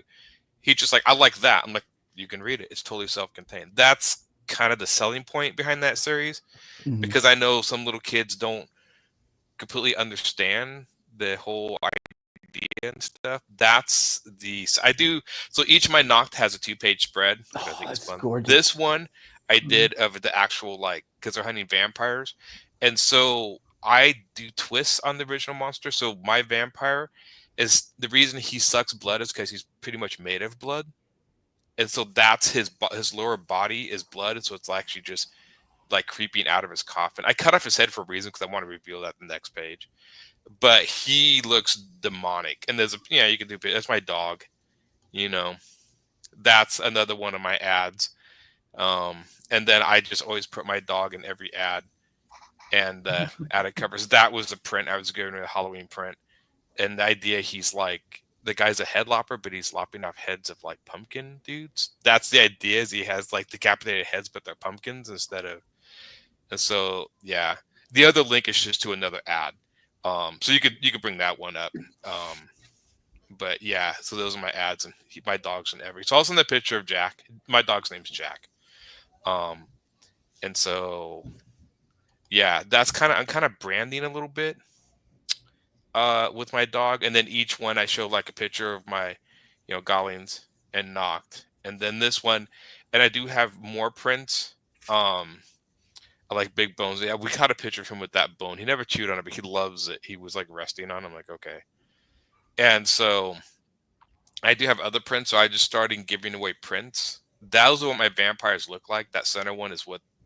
So they just look like demonic, and they're pretty much their lower half is made of blood. I just like to twist things around because I'm like, well, I don't know. I mean, if he's a vampire, they'd be demons incarnate, and so that's what I did. So yeah. So even when they can actually almost like a stretchy man, they can actually like kind of flow in like the sort of bloodline, the idea. Because I was just like, well, I want to push the blood aspect, so that's what I did. Same thing. I have a mummy story where the mummy's a giant spider. So I try to mix ideas. That's my goal. It's just playing with ideas and stuff. And Noct is just he's like a little Frankenstein, I guess. He was part of it explained in the beginning of the story. There was a war. That's a book. This is, and then you could play around with this stuff. That's a creature my friend Tom designed. That's my 3D model of that. I used to do 3D modeling. So that's a 3D model of that creature, which my friend Tom designed from a series called Flea Wars, which he does biospec illustration, which is speculative biology. He's been doing it for years. And so he will do stuff based on like evolutionary trends, how we could actually see things evolving and doing stuff. That's Hendershot. I had that book is done. That's my one. I need to get it printed. He's a cowboy who loses his soul in a poker game, but the whole book is written like a kid's book, but it's not for kids. So that was my idea, is I could actually write it as a kid's book, but then actually make it more for adults. And it's going to be 60 pages, and it's done. I just need to get it in the print. That's probably as far back. That's like 2008, 2010. That's probably as far back as I'm going to go with printing, because I have stuff before that I've done. I'm like, no, I'm not going to show you guys. It's too old. But I'll go back to that, and that's it. So yeah. So that's my ad. That's my inspiration for Noct was Dark Wolf from Fire and Ice. Nice. If you can see a lot of inspiration, the green eyes, the way I did his chest piece and stuff. Yeah. So yeah, I say that right on there. It's like, look, it's not just completely made up. There's a definitely inspiration for this character. So yeah, you can go to my store and buy any of that. Now I'll get the print. So if you buy now, I'll reprint. I have like at 8 I was gonna do. I sold 2 prints, so you have to the print. The print's free. So, but yeah, I mean, that's it. My girlfriend is visually impaired. She's blind, legally blind. So that's my dog with her harness on, because she has a guide dog. So my dog wearing the harness. It didn't really work. He's too small to be a guide dog, but he certainly tried. So, yeah.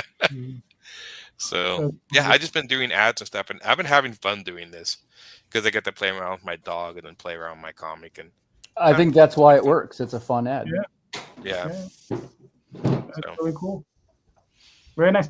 Listen, man, the stuff always looks great. You know me, I'm just waiting for a trade.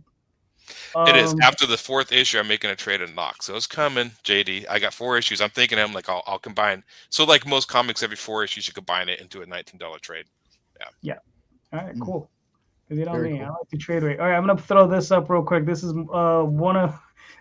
Tall Tales, Tears of the Mother, Volume 1. It's a trade paperback, first 4 issues, where my crazy group of adventurers are going off in a dungeon looking for an ancient artifact that will help heal their friends in a city from a plague. So, and then while they're doing that, they actually uncover a huge secret that's been going on for a long time, and of course they manage to ruin it and end up setting the entire world in peril while doing so.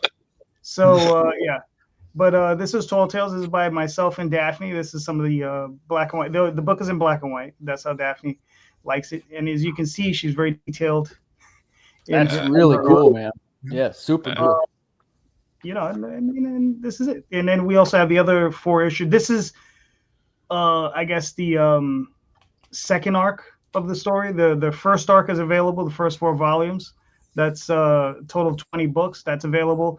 And like I said, and this, which is the first trade from the second arc. So, and we got another 22 days. We've already funded, and you know, it's going okay. It's going well. So Cool. Few more days on that one. All right. And then Nice job, JD. Yeah. I mean, we're trying here. We're trying. And then, hold on. Let me throw this up. What is this? The Oswald Chronicles. When Tender Souls Mourns, issue 1 through 4. The pre-launch is up, so you can sign up, and you can do that whenever you want. So, all right. We'll leave it at that. All right. Tim, you said you had a second half to your question? I do, and actually be a perfect time to ask it because this is a short question and it ties into what you just said. When setting your Kickstarter goal, would you say that, how do I want to ask this? Basically, there's 2 schools of thought.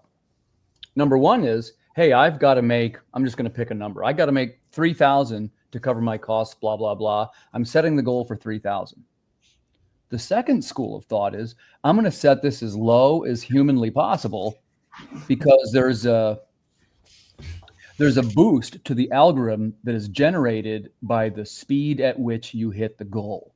My meaning is you could set your goal for $100, and if you hit it in 5 minutes, you'll start to rocket up the Kickstarter algorithm. Funded in 18 minutes. I'd like to hear what people's 2 cents are on this. I'll just quick share my experience. Mine is anecdotal. I haven't done 140 like JD, but I've done 7. But I always set mine for the series is 2288. So the goal is always 2288, right? A couple of them have done pretty well. But then when I did the cryptid book, Call of the Cryptid, I wanted to try it. So I set it for $500, and that was my best one. It was like $7,000. So I think that may have illustrated that the algorithm theory works. But I don't have enough experience to say, yes, it definitely does. So I'd like to hear from other people. JD, you go first. I'll tell you right now. I've done a $1 campaign.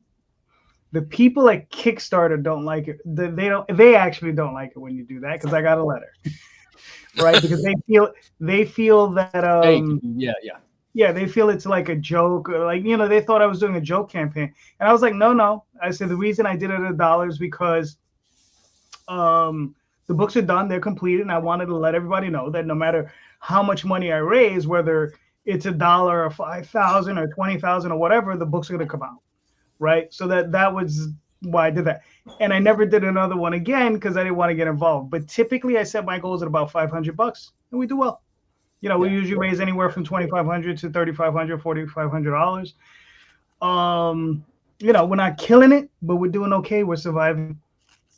So, I would definitely say go. For me, I find the smaller number better because when I had done larger numbers, it just caused me to sweat It's a little bit too much, right? It's a little bit too stressful. I got enough got enough of other things in my life going on that I don't need the stress. So I'm just like, look, if I just make X, I know I'll be okay. So, you know, I'm fine with the lower number. Okay. Obviously, like everybody else, the more I make, the better it is. But I'd rather not stress over it, you know, because that's really the thing. I'm in a position, thankfully, where if it gets to a certain amount, I'm good. You know, I don't need it to be a 5-figure or a 6-figure campaign for me to like be like, oof. Okay. Wipe I the sweat. appreciate the straight answer. Let's just go around a circle. Randy, how about you? How do you set your goal and why? I don't kickstart, but at Fund My Comic, all the goals that I've set have been low on purpose because the work's already done. We're just going to take it to print, and thanks to print on demand, we're not going to lose anything. You know, well, and correct me if I'm wrong. Nothing to sweat about. Fund My Comic, it's not an all or nothing, right? Whatever it generates, you keep. Oh no, you have the opportunity to do an all or nothing if you're worried about hitting financing and you don't want to, you know, have that stress of failing or not having enough interest in your book. It's just that the books that I do are especially the Shadow Kingdom and the Atlantean book, they're already done, and we're going to go to press on them anyway. So as many readers as we get, the better. Okay, I'm interested in that. Could you expand on that a little? My meaning is, if it isn't an all or nothing, why do they have a goal at all? I guess is my question. Well, a lot of that too is to generate interest on the product. Like for the Shadow Kingdom, for example, our first 50 readers we sent a print to, and that got us to our goal. Okay. You know, an exclusive signed print. But that just to give folks the fact that we've hit it, it's coming out anyway.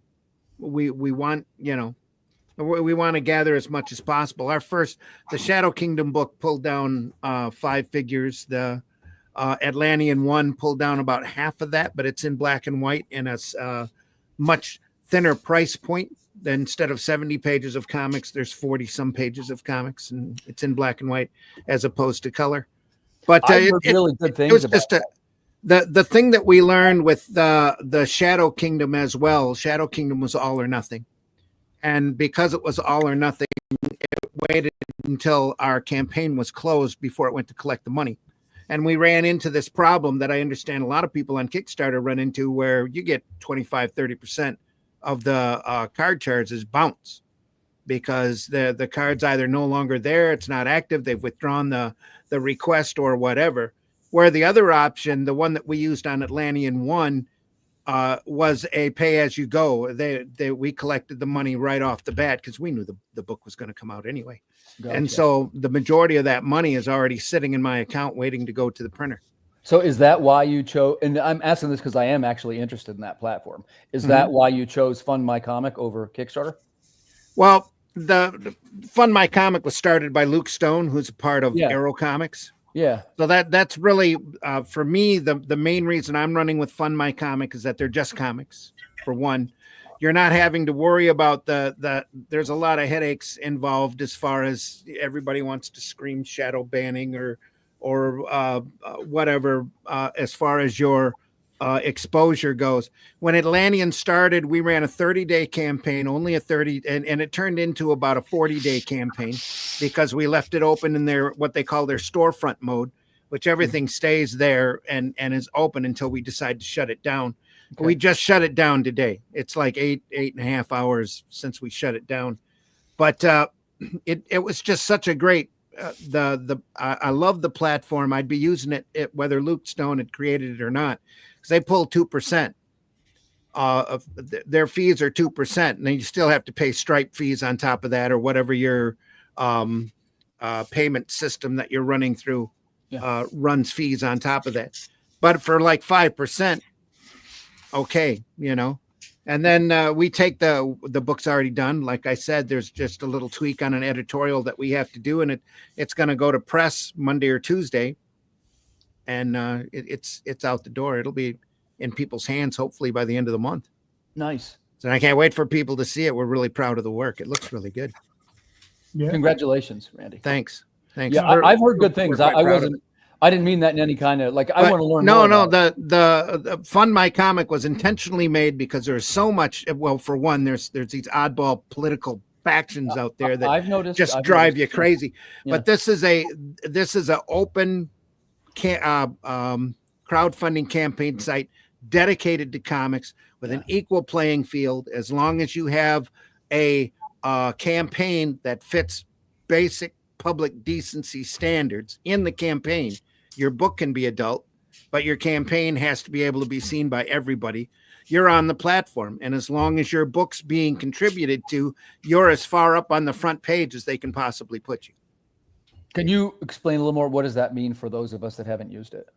That gives you great exposure. You go over to the front page even right now, and I just went over there. You go over to fundmycomic.com, you can still see the Atlantean sitting there on the front page, even though the account is closed. The thing is closed, but there's a lot of other great campaigns over there as well. And like I said, it's an equal playing field. You don't have to, all you have to do is have a great comic product and a good campaign. You can steer people to the site to buy your book. And there's no ghost banning or whatever they want to call it, shadow banning, or you can't see everybody's project, or one project gets boosted over top of the other just because somebody's sitting in a chair somewhere who sees the campaign and decides to give you a like or a little bump up on your algorithms, even though you're not pulling down much. But thanks for explaining that, Randy. I'm very interested in that. Any questions anybody has on that, there's an open ask us section, I think, over on Fund My Comic. Either that or get a hold of Luke Stone personally, and he'll answer any of your questions there. Yeah, I appreciate that. He's even tried to open another site for non-comic material, and I'm not sure how much of a pull that site has had, but Fund My Comics had quite a few campaigns, and it's like a snowball running down a hill at this point with people going over there. Do you happen to know off the top of your head, on an average month, how many live comic projects are running? I'm afraid I don't, but Okay. Luke would have those figures for sure. And that's not a bad thing. I love that it's comic centric, right? Like you only reach 10% of the people, but they're all comic people.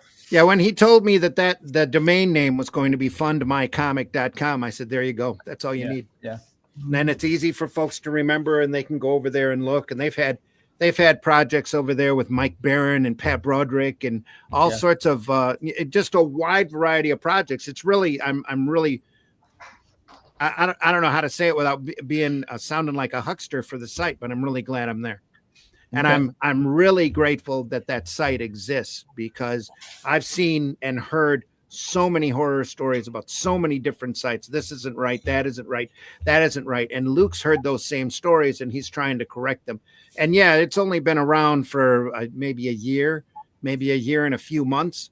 But that, like I said, the more eyes that go over to the site, the more people get used to going over there, the more faith that they get in the purchases that they have there. Just the larger the site, and the more people are going to be attracted to it. So thank you for the thoughtful explanation, Randy. Okay. Congratulations. Let's move over to Carlos. Carlos, are you there? You might be. I am. Oh, okay. Hey, Carlos. So the same question. How about you? When you set your goal, how do you come to it? Do you prefer a higher goal or a lower one, and why? I usually go with the higher one because so far I've managed to hit them.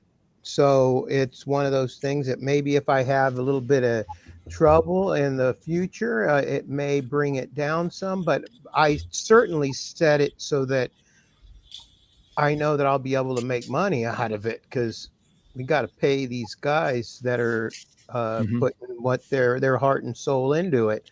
Can't lowball them. So you gotta, I always have to have that budget ahead of time. So I do crunch the numbers and then set it accordingly. Basically I do set it to the lowest possible, kind of like break even, where I'm not going to take any money for it. And then anything that goes above that turns out to be gravy. So that's basically how I handle that, is I just set it. But yeah, I know a lot of guys who will set it for 500 and then And then the campaign makes a 1,000. Again, mentioned this earlier. For $1,000, I can't make anything. Now, if I was like Aaron or JD's wife, where they're artists and they do the artwork, Sure. and they're able to fray those costs, then yeah. But I see. I'm not. So as a writer only with very mediocre art talent, ironic that I went to art school, but I'm not very good. And so I have to pay to get my books produced. So I have to make sure that the goal is set so that if we at least hit it, cool, where we have the money to pay the artist and to print. And then anything above that just goes maybe towards the next issue, or throwing a bonus at the artist so they can get get it in on time. Yeah, like we like to say, there's your goal, and then there's your real goal. Your goal, yeah. Exactly. There's always that other one, that other. That next one. Thank you, Carlos, for your answer. You're welcome. So we'll move over to Dan. Dan, same question. When you're setting your goal, do you set it more toward the low end, or do you have a higher one? And can you tell us a little bit why? Yeah, in the past, I did do a higher one. I tried a few times with the lower one, and then I popped back up a little bit with the last campaign. And I can't say that I really saw a big difference if the algorithm had pushed me through for funding quicker or not, because the last few have all been comparable. One of my reasons with the lower goal was the fact that in doing this, again, I'll say early image comics style of company, where I was concentrating on a couple people's books on each campaign. I, of course, will do my own promoting, but no one can promote as well as the creator of the actual book. And that becomes an unknown to me when I'm publishing someone else's book. Because in that respect, I don't know what kind of effort they're going to put in. Good point. And, people, some of us probably early on when Kickstarter first came out, there was this kind of notion that you were holding your hat in your hand and, kind of like looking for a handout. We all know that this is basically a pre-sale of a book. Right. And yes, you are funding to have the production costs covered and everything like that, printing, mailing. But for the person who hasn't done it before, they may still have some reservations about promoting, which basically you're going to be a little bit dead in the water without doing that. And if you express to them, you got to put the link for the Kickstarter in these posts, and they just shy away from that, you're gonna, be in trouble. So I didn't want to have a big goal in that respect. Those campaigns, I did a lower goal. We reached them. Everything was fine. They still came to about comparable to other campaigns, but that was my reasoning for that. Excellent answer. Thank you, Dan. So let's modify the question just a hair first. I know a little bit of the backstory, and I think you explained it very well before. So I'm going to say it like this. Let me rephrase it. So we know that you're already juggling 12 balls at once, right? Writer, author, letterer, illustrator, you're mailing it, you got your website, you're already doing everything. But there is a certain amount of value into getting onto this higher customer number platform, right? Like if somebody would say, I'm just throwing out some random numbers. Hey, you're going to have 200 customers at once. Okay, great. That's great news. So that has a value. I guess I'd say to Aaron like this. If you were going to hire somebody to promote and fulfill your Kickstarter campaign so you didn't have to do anything other than say, I'm the creator of it, what would that be worth to you? Either in terms of percentage or dollar value? Oh, I don't know. It's hard. There's no wrong answer. I'd probably just split it half with him.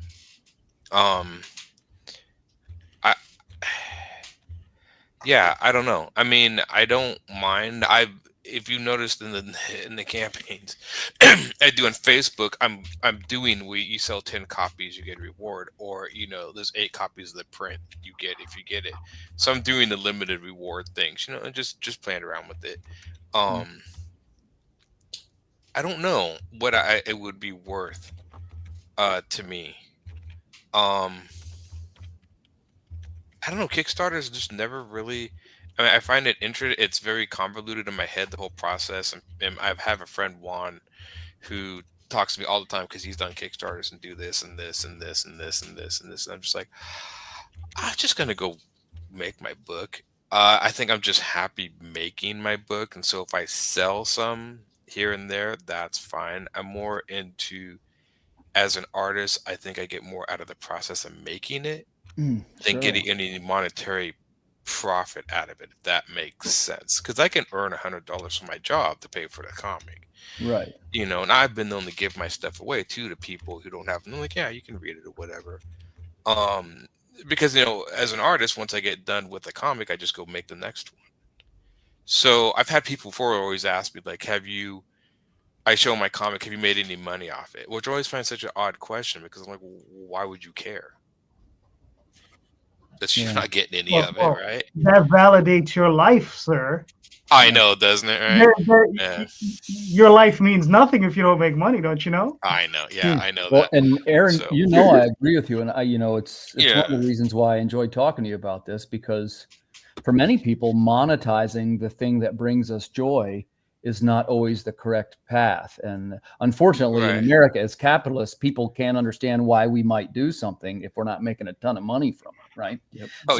It's kind of like saying, well, hey, obviously, we all agree Taylor Swift is the best musician in history, right? Because she's made tons of money. She's made the most money. It was like, oh no, And again, I'm not trying to start a Taylor Swift argument. Why are you beating up on Taylor Swift? Don't you know she? There you go. Yeah. I was just trying to illustrate a point. The truth is, I lean closer to Aaron's point of view in that. I mean, I don't want to step on his words. He said it much more eloquently than I could say it, but it's actually in the joy of creating something is what propels him. It's not like he's not doing this because he heard that's how to get rich. And to be honest with you, I think that shows in his product a little bit. I mean, by meaning that you see the love of the craft. He mentions many times about, we kind of know each other off the air, and he always mentions, hey, you don't see enough of the sequential art previews. And that's actually the part that I love. Every time he says it, I'm like, man, this guy's right. Yeah. So I'm more like, if somebody, I get more out of if I give my comic to somebody and like JD read my book and he's like, yeah, I thought it was pretty good. It was okay. I get more out of that than getting money from you, if that makes sense. I got in the comics because I grew up drawing. I drew with my friends as kids. We sat around and thought of ideas. It was the exchange of ideas. It was the idea of being there with the people and that. And so to me, if you come back and say, hey man, your book's really cool, or just like, even say like you didn't like it, it's just some feedback. Any feedback is 1,000 times worth more than a little chunk of change that I can. I mean, of course, I always find it fascinating that people will sit there and look at my $5, because some of my comics are $5. We'll sit there and pause on my $5 comic. I don't know if I want to buy it. I'm like, motherfucker, you pay more for McDonald's, right? Than you do my comic. You will pay more money to buy food that will kill you than to buy my comic. And after that, I'm like, whatever. A cup of coffee. I know. So Starbucks. Yeah. So I'm just like, okay, if your breaking point's $5 to just have it feel, and they're like, well, it's such a small amount of entertainment. I'm like, I've always wanted to like test it. Okay, you eat a hamburger, you read the comics, so you finish this first. All right. Because that same, you're talking about a momentary entertainment value. And so I don't know. At least you can come back to the comic over and over again. Yeah, exactly. You don't eat that burger once. Yeah. And a potential collectible, one day Aaron hits the big time and we got our copy of Knocked. I'm going to put my kid through college with it. Right. Yeah, and make that. And so and even when I read comics, I don't take super care of my comics. I mean, there's some, but I read them. I mean, I remember I took Dan Barrington. I took a hardcover Nocturnal, which is one of my favorite series to him. And he's like, "This is a well-loved book." I'm like, "Yes, it is. I love your stuff." And so that was more of a compliment than like it's sealed and Yeah. So yeah, I know people have looked at Kickstarters, and I think to me it's just the drive to do it is not there. Like if somebody wanted to do it for me and I split it half, great. But to me, the drive, like just putting ads, even if I don't sell any comic books, I'm actually having fun with my ads online with my dog or whatever. That's how I'm entertaining myself. That's enough for me. I can earn money through a job, so I'm good. I think that shows in your product, Aaron. I've said this before. I'll say it on the air. I think you can feel the love of the craft in your product. And when you do your ads, I'm one of your followers, as you know, and I think your ads are fun, and I think you're onto something. And it's, again, I've talked to JD about this. Some people are great bookmakers, and some people are great Kickstarter makers. The two can be mutually exclusive. And hopefully, I think what we all hope in general is that there's some sort of middle ground, that we all can agree on. And I don't know what the answer is. The takeaway here is not that Tim knows what he's doing. Trust me. It's what I'm doing is I'm trying to ask smart people, and hopefully I can learn from it. And that's why I like to talk to you, Aaron, because I think you might be very close to the truth. Gentlemen, I got a question. I know we're close to finishing, but I think we're gonna go a little bit over because I do want to ask this question. Because one of my questions is like, what is a big no-no in the business of indie comics, right?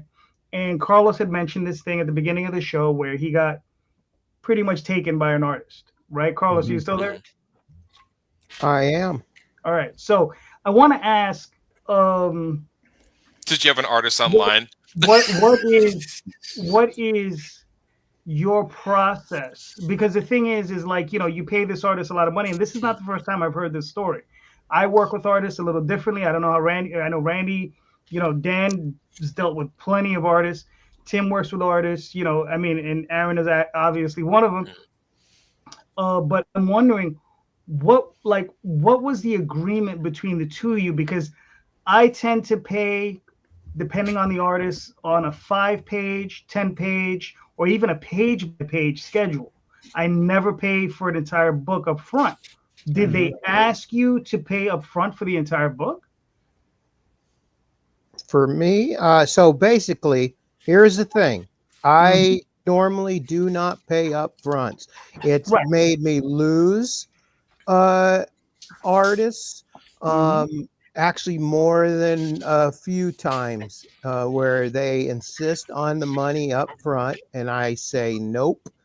It's not an industry standard. And I know Eric Larson came out with one because he actually came into a pretty heated conversation that got started when I posted on my Facebook that I do not pay advances because it's not something it's just not something I do. And then he came in after there was a lot of artists going, how dare you? And he came in and he said, it's not an industry standard. Try and ask Marvel or DC or Image or anybody to give you an advance on the work, and they're going to tell you to take a hike. You do the work, you turn in an invoice, and then they pay you when you turn in that invoice. And so typically that's how I worked. I got hit because I was working with this guy for over 2 years. And it was, and he would turn in the work, and then I would pay him the invoice.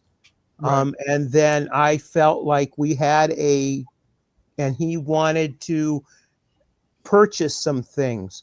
So it was during the holidays. So he wanted to purchase a couch. He wanted to purchase some things for his wife. And so, I put it in for the contract that I was going to pay him that money up front for a certain amount of pages, penciled, inked, and colored. And so I went against my better judgment because I trusted him and felt like he was like a son to me. Right. And so I sent him the money, and for the while there, everything was cool. And then he went quiet on me, and that's when I started, something's not quite right. And then that's when I basically, long story short, he took his wife on a vacation to Japan. They got the couch, blah, blah, blah, and then they ran through the money, and then he wanted more. And I'm like, you need to go back to your contract and read it through, fine print. You're not getting any more money, and you need to do this. And then at that point, he was basically like, my wife is making me get a job. And so, and at that point, past the 90 days, paid him through PayPal. And then after 90 days, you cannot get your money back from PayPal. So there's no way to get the money back. And yeah, that's just where it ended up being. And so all that money later. So yeah, it's just cautionary tale. Stick to your guns. Even if you're super tight with the person, don't let this happen to you. Just stick to your guns and have them do the work, and then turn in the invoice, pay the invoice, and everything will be Shangri-La. Yeah. I mean, I only asked the question because you know what it is? These are the painful lessons that all of us learn, right? And, you know, as far as, you know, I like this show to be a show for information for new creators. And, you know, this is going to be hopefully something you can avoid, because I know all of us have gone through it at one point. Fortunately, the times that I've gone through it, I never invested a lot. You know, it was like maybe $100, maybe $50. I'll pay, sometimes as a cover artist, I'll give them half up front. You know, $60, $70 is okay, and I'll pay you the other half, whatever, or I'll pay in thirds. You know, and then so if I lose that, and it's like, okay, whatever, and I can move on, and it's not that big a deal. I'll know to warn people about that person or whatever. So I mean, you know, how have you? I mean, Randy, I mean, have you run across this? I mean, how have you dealt with this in the past? Well, back in the 80s and 90s, everybody was in it for the love of it anyway. So Right. I offered a hard percentage, but nowadays I pay as you go.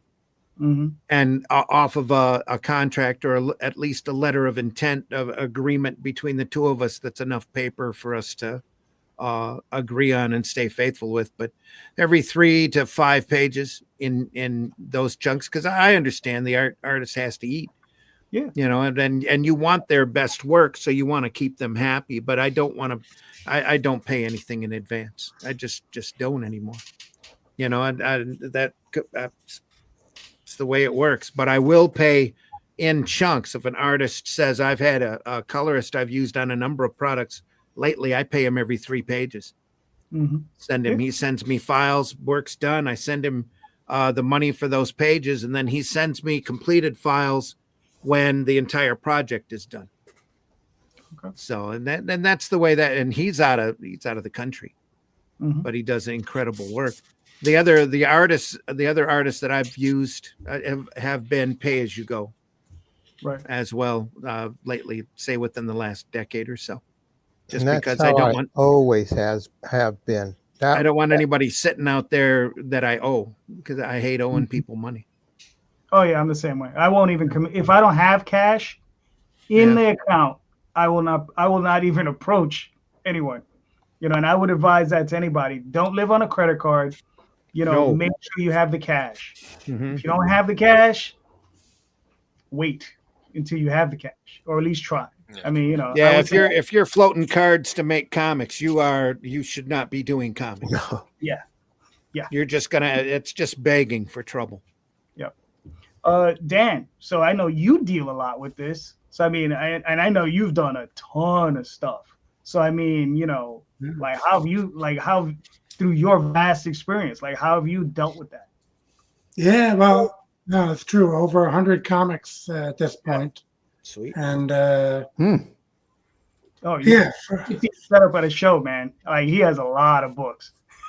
yeah. It's been going for a while, and you know what? Throughout that whole time, it's pretty much been one page at a time.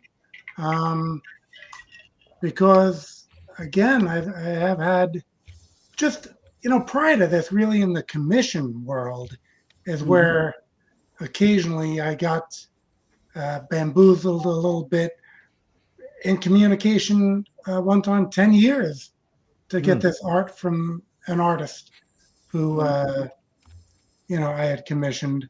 Very few times has it just been like disappeared and no art ever. So yeah, with the comic pages, I just find one page at a time, give them the motivation to perhaps do the next page and get paid again.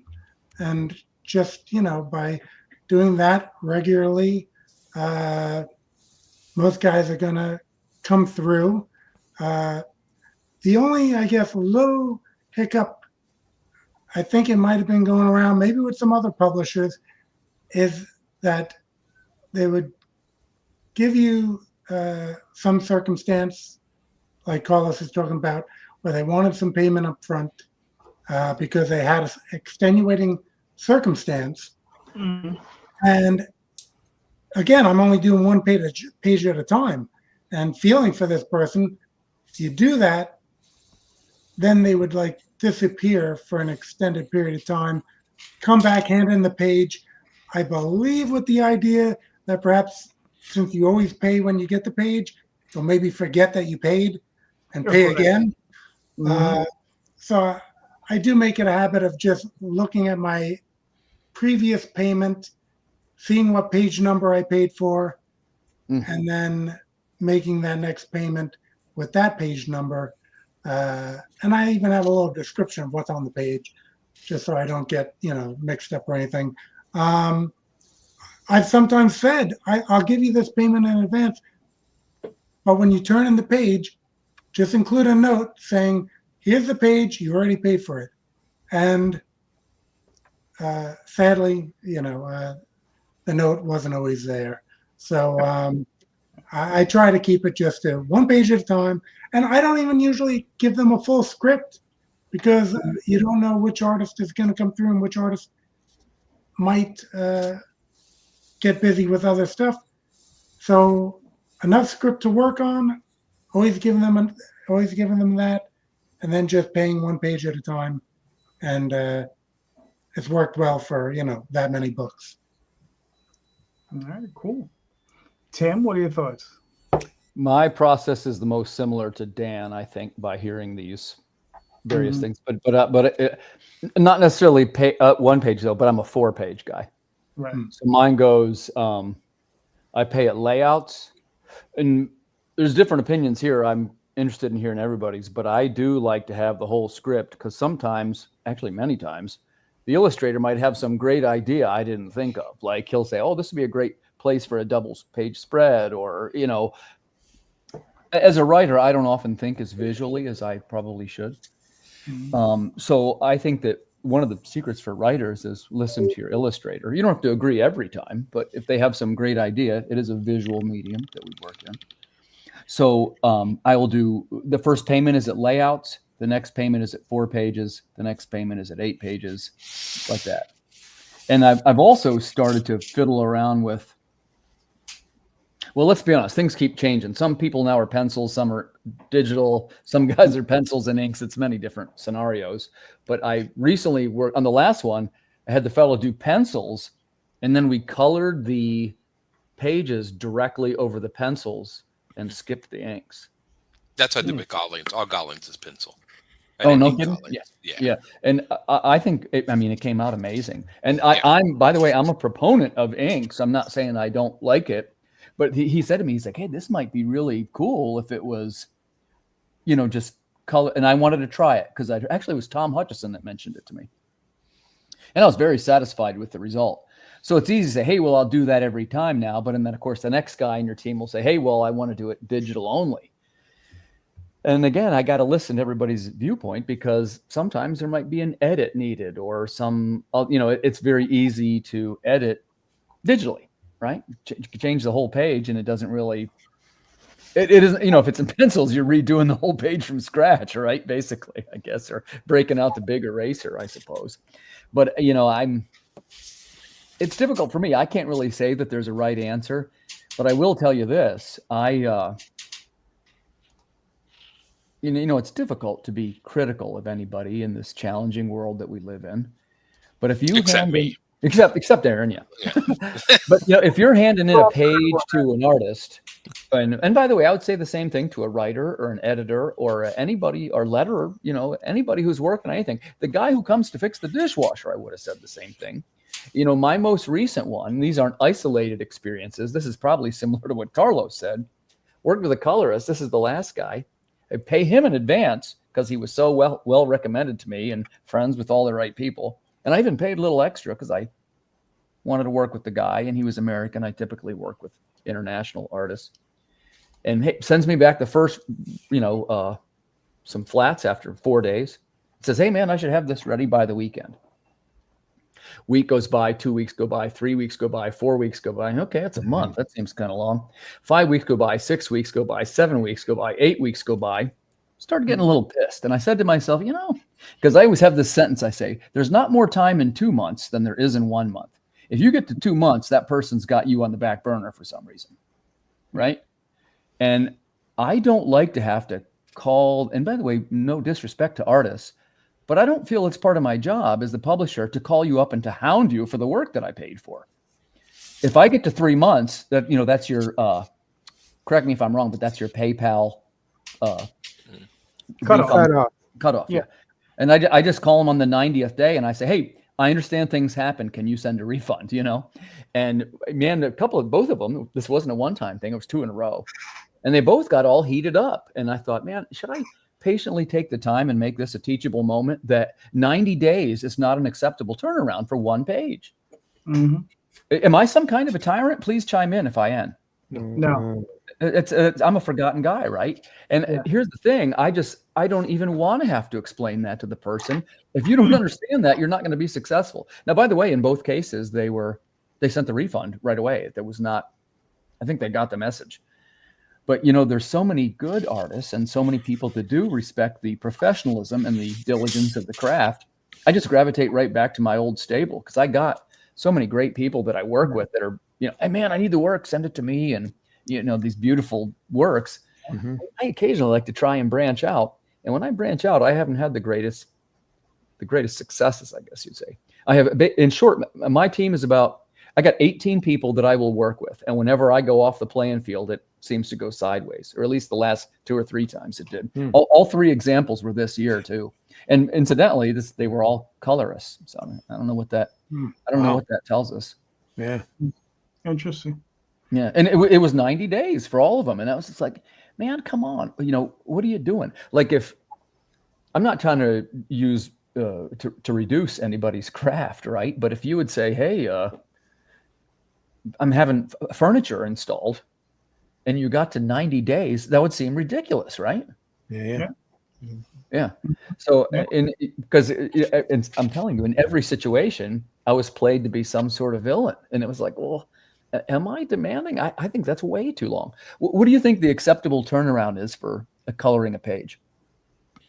Oh, well, if it's a single, one. Let's say it's the highest level detail you could imagine for 1 day. One, the first thing I do is I ask an artist, what does your schedule look like? What does your schedule look like? Can you fit me in? You understand? Is it going to be a week? Is it going to be 2 weeks? I have one artist specifically, she tells me, she is like, I hired her for covers. She was like, my next opening is in January. And I'm like, okay. And it typically takes her the entire month to get me that cover. Okay. But she told me, you understand? I'm willing to accept that. You understand? Yeah. And she gets it done. Right. So yeah, that's the first question I asked. The second thing is, it's, if it's taking excessively long, then I tend to be, with my cover artists, I tend to be a little bit more generous. With the people doing my interiors, they get back to me on a very regular schedule. You know what I mean? Like I want art every week, boom, boom, boom. The other artists usually every 2 to 3 weeks, boom, boom, boom. My colorists every week they get stuff to me, but you know, and this is something that I think is important for everybody. If my colorist was to email me right now, or one of my artists would email me right now, saying, "Boom, here's the finished piece," I PayPal them the money within minutes, right? Yeah. And they'll send me the high res file, you know, within minutes as well. You know, try not to keep your people waiting. That's the one suggestion I would always say. You know, try not to keep your people waiting. You know, but no, I don't think you're being a tyrant. I have fired people on page 2. I've had guys turn stuff in. I said, look, I don't like it. This is not the way you drew the character in prior images. I need you to, the character needs to look like this. Okay. They send me a change. Okay. I think we're done. Have a nice day. Yeah. We're done.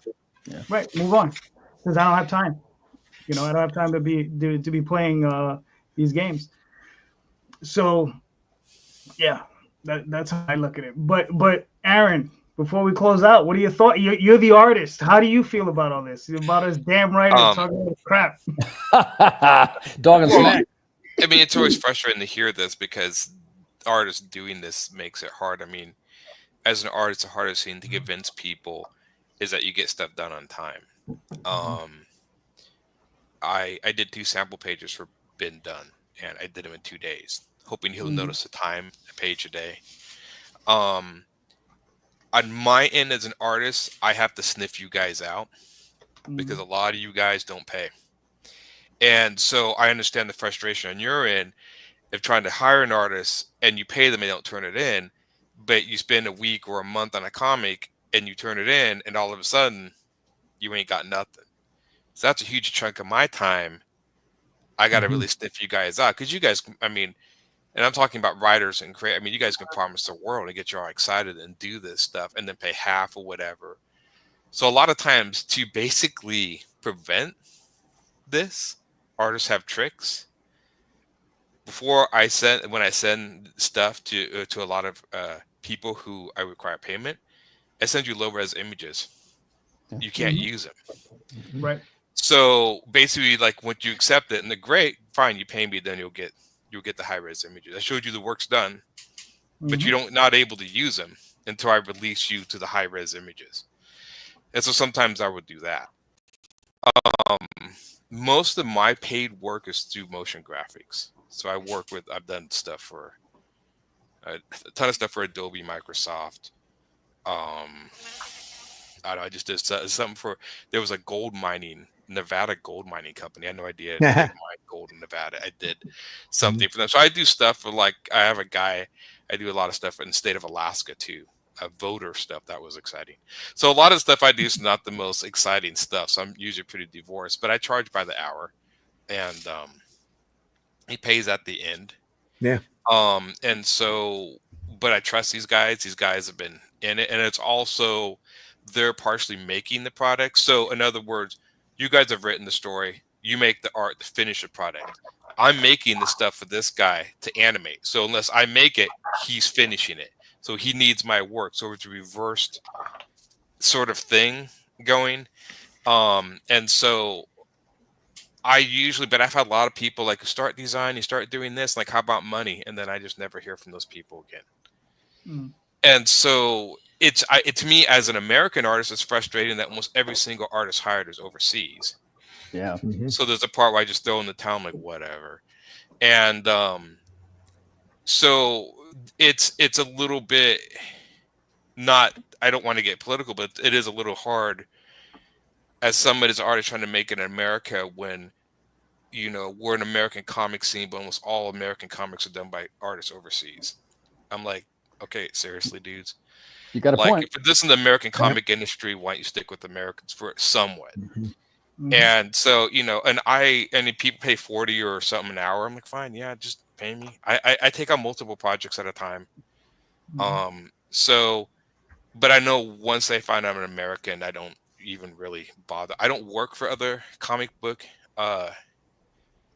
writers usually have a hard time. I did one that was free for this guy, and that was the hopes of another return, and he backed out. I did this comics in hopes that he would help publish my comic, and he backed out. And after I did 2.5 issues, we're talking like maybe 2 months of stuff. Oh, I had no intention of ever, because I wasn't even asking payment. I'm like, look, you publish my comic Knox, or help me Kickstarter, do something, I'll do this for you. And he, at the end, I found that he had no intention of ever doing it, but he's going to let me do the work. So I dropped him. I'm like, fine, whatever. And because sometimes a lot of ways payment as an artist, it's a deal. Like, you rub my back, I rub yours. I don't always require money. And because unfortunately, and don't take this the wrong way, my fellow writers, We already have. but as a writer, I do also write, and writing is hard, but it's not as time consuming. And so a lot of the writers on here are also promoters, and you guys have a lot of time to promote your work, because writing doesn't take up a huge chunk of your time. So you're able to shift majority of the hard work of the labor off, and they're making the book while you're promoting the book. I don't have that option. I have to be. I mean, coloring a page to me takes 2-3 days. So I pencil and take 2, and so it's only like a few hours at a time. I don't know, Aaron. You just said you shunted it off to your dog. So your dog. I know I did. I did. Shunted it off. No, I'm not. I'm not saying that. But I mean, if, like I said, they connect with a writer, like somebody who writes you guys promote, like that would be what I would try and do. Like, hey, like if I could do my work and somebody like promote my stuff, and in exchange I'll draw other stuff for you. I mean, that's something that I would be totally interested in doing, because it's hard and strange, and I don't know why this is, but I've noticed a lot of guys like me who do everything themselves don't Kickstart, and I don't know the reason why. Well, you got your hands full, obviously. Yeah, Marthius Wade, who does Shinobi, I know he doesn't do a lot of it. So I've always been curious, like why, and I think I've never gotten an answer, but I think it's like out of all the stuff they have on their plate, thinking of doing that, it's like no, I want to spend time with my wife and my kids, Yeah. And so, but I have noticed that correlation. I notice a lot of writers are very into Kickstarting because they have to pay the artist. So your payment for your product goes. I mean, I pay $100 to print my comic. I mean, most of you guys would be like, "Shit, I wish I could have that," but I do. Yeah. 25 copies, $100 still in my house, right? But I know you people writers don't have that option. You have to pay the artist. You have to Kickstart. But you also have the time to Kickstart, because it's like you're like, okay, I got to get this done. I'll pay you all the money to do this, and I'll work on Kickstarting it to raise the money to pay you if you'll do the comic. And so it's that exchange. And to a lot of artists who do it themselves, I don't have. And so it's just the time. Because I mean, this last weekend that's when I worked. So I mean, I was going to work on my comic last weekend, and then I got called in for a project, so that got postponed. So when you have a project, because I work 3 days a week, and I work freelance on the weekend, so I'm like trying to squeeze in an hour or two a night to work on my comic. So even if I was to promote the hour or two a night I had to do my comic, it's not going to make a huge difference. So I'd rather. Well, and admittedly, Aaron, you know, the promoting and the marketing is kind of depending on your personality. Like when I say your personality, I mean the person's personality. That's the part that's kind of not too fun. It's not really the creative part. I don't it's not. Speak for everybody. But it's I think it's harder for art. I mean, we're natural introverts. I think even a lot of writers are and stuff. So I mean, the other thing too, it's weird. And I know this is a lot of writers have the writing they put out, but they're really excited to promote their art. Like I had a guy, he published my comic I did to him like 20 years ago, and I'm like, he's like, do you want to do it? I'm like, I really wish you wouldn't, because I don't want people to see that crap. That's 20-year-old crap. Like I don't want the fact that this is floating around now. Then I'm like, great. They're like, I saw your work looks like shit. Oh yeah, that was 20 years. Let me, So there's definitely stuff where I'm like,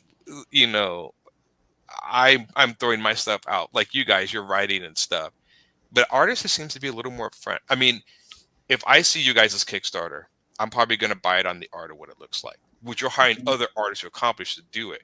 I'm not going to find out how good your writing is till I get the product and read it. Yep. Right. But to me, I like put it out there and people are like, whatever. So I'm like throwing everything up front. So a little different, a little more timid, I guess, maybe a little more stage fright to get over for people like me.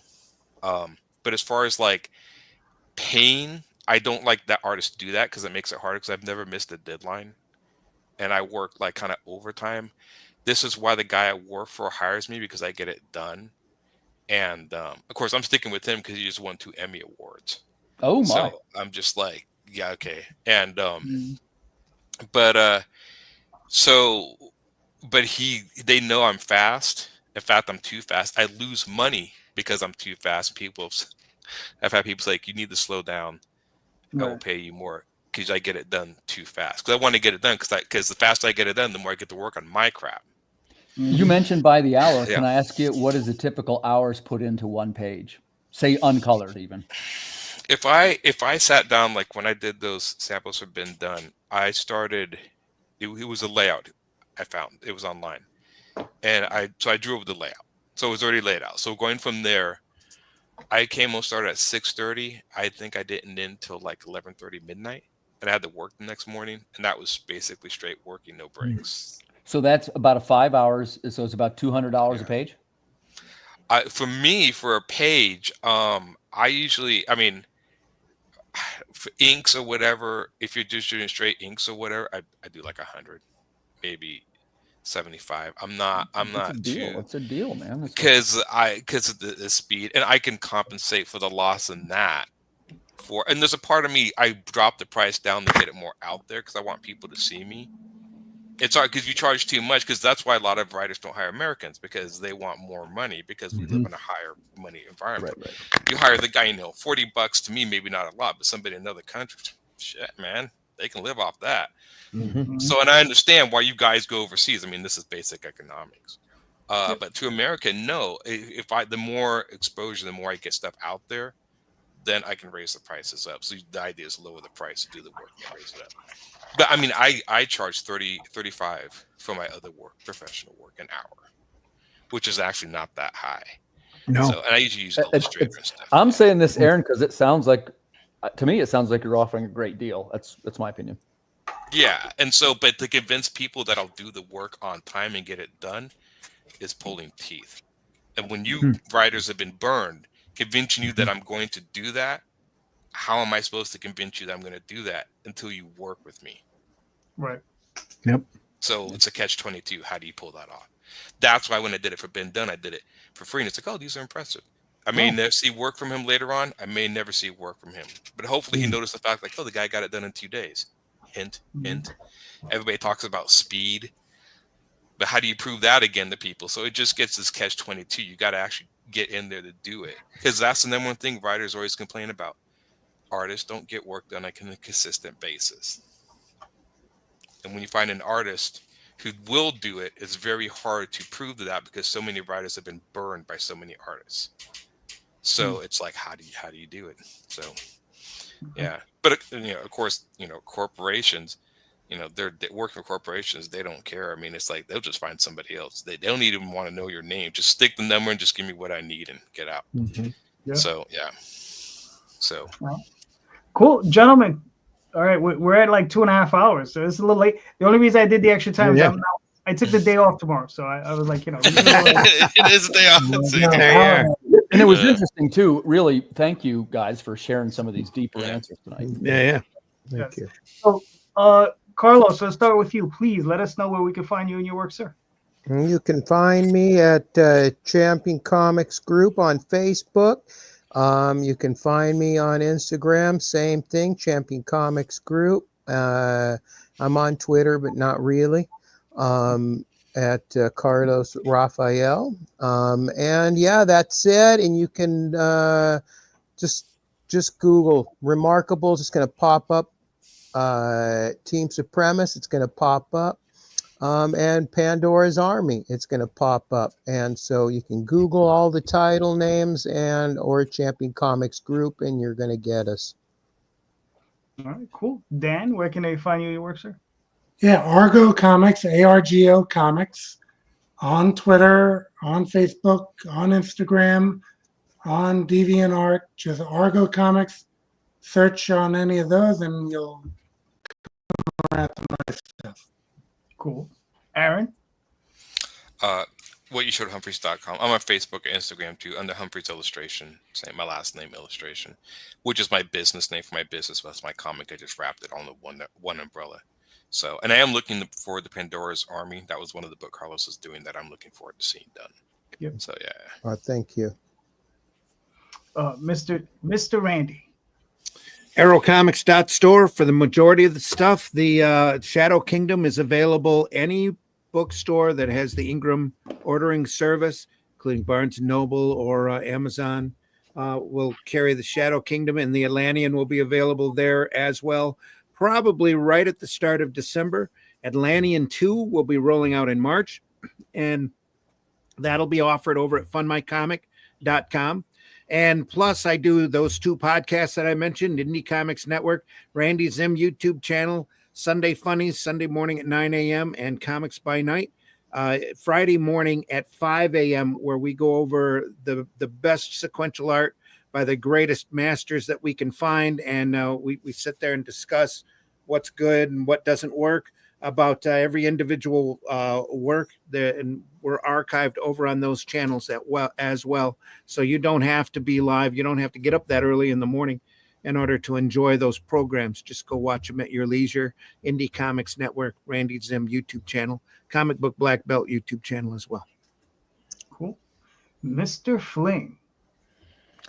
Well, the first thing, thanks so much, JD, for inviting me. You know, I love to come on your show. And I also want to say thanks to the guests. I think you did a terrific job answering the questions. And I really learn a lot from talking to professionals. I try to make it a teachable moment, because the truth is I don't know these things. And how do I figure it out? It's by 2 ways. Number 1 is by asking somebody smart. That's you guys. And number 2 is by doing it wrong, which is what I typically do. And then I learn from it.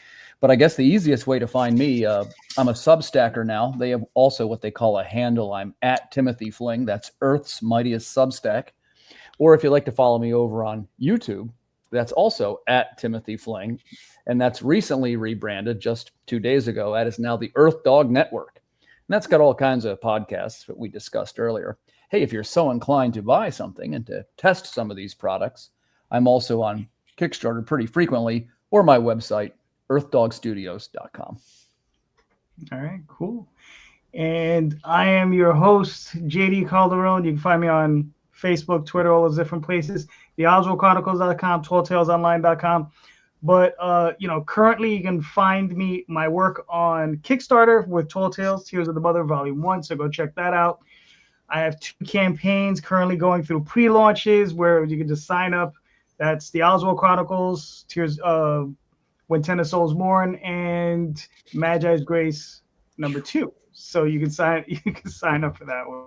So yeah, there you go. So thank you, everybody. And just remember, please check out the show notes. In those show notes are links to all these creators' works. Click on those links, buy those books.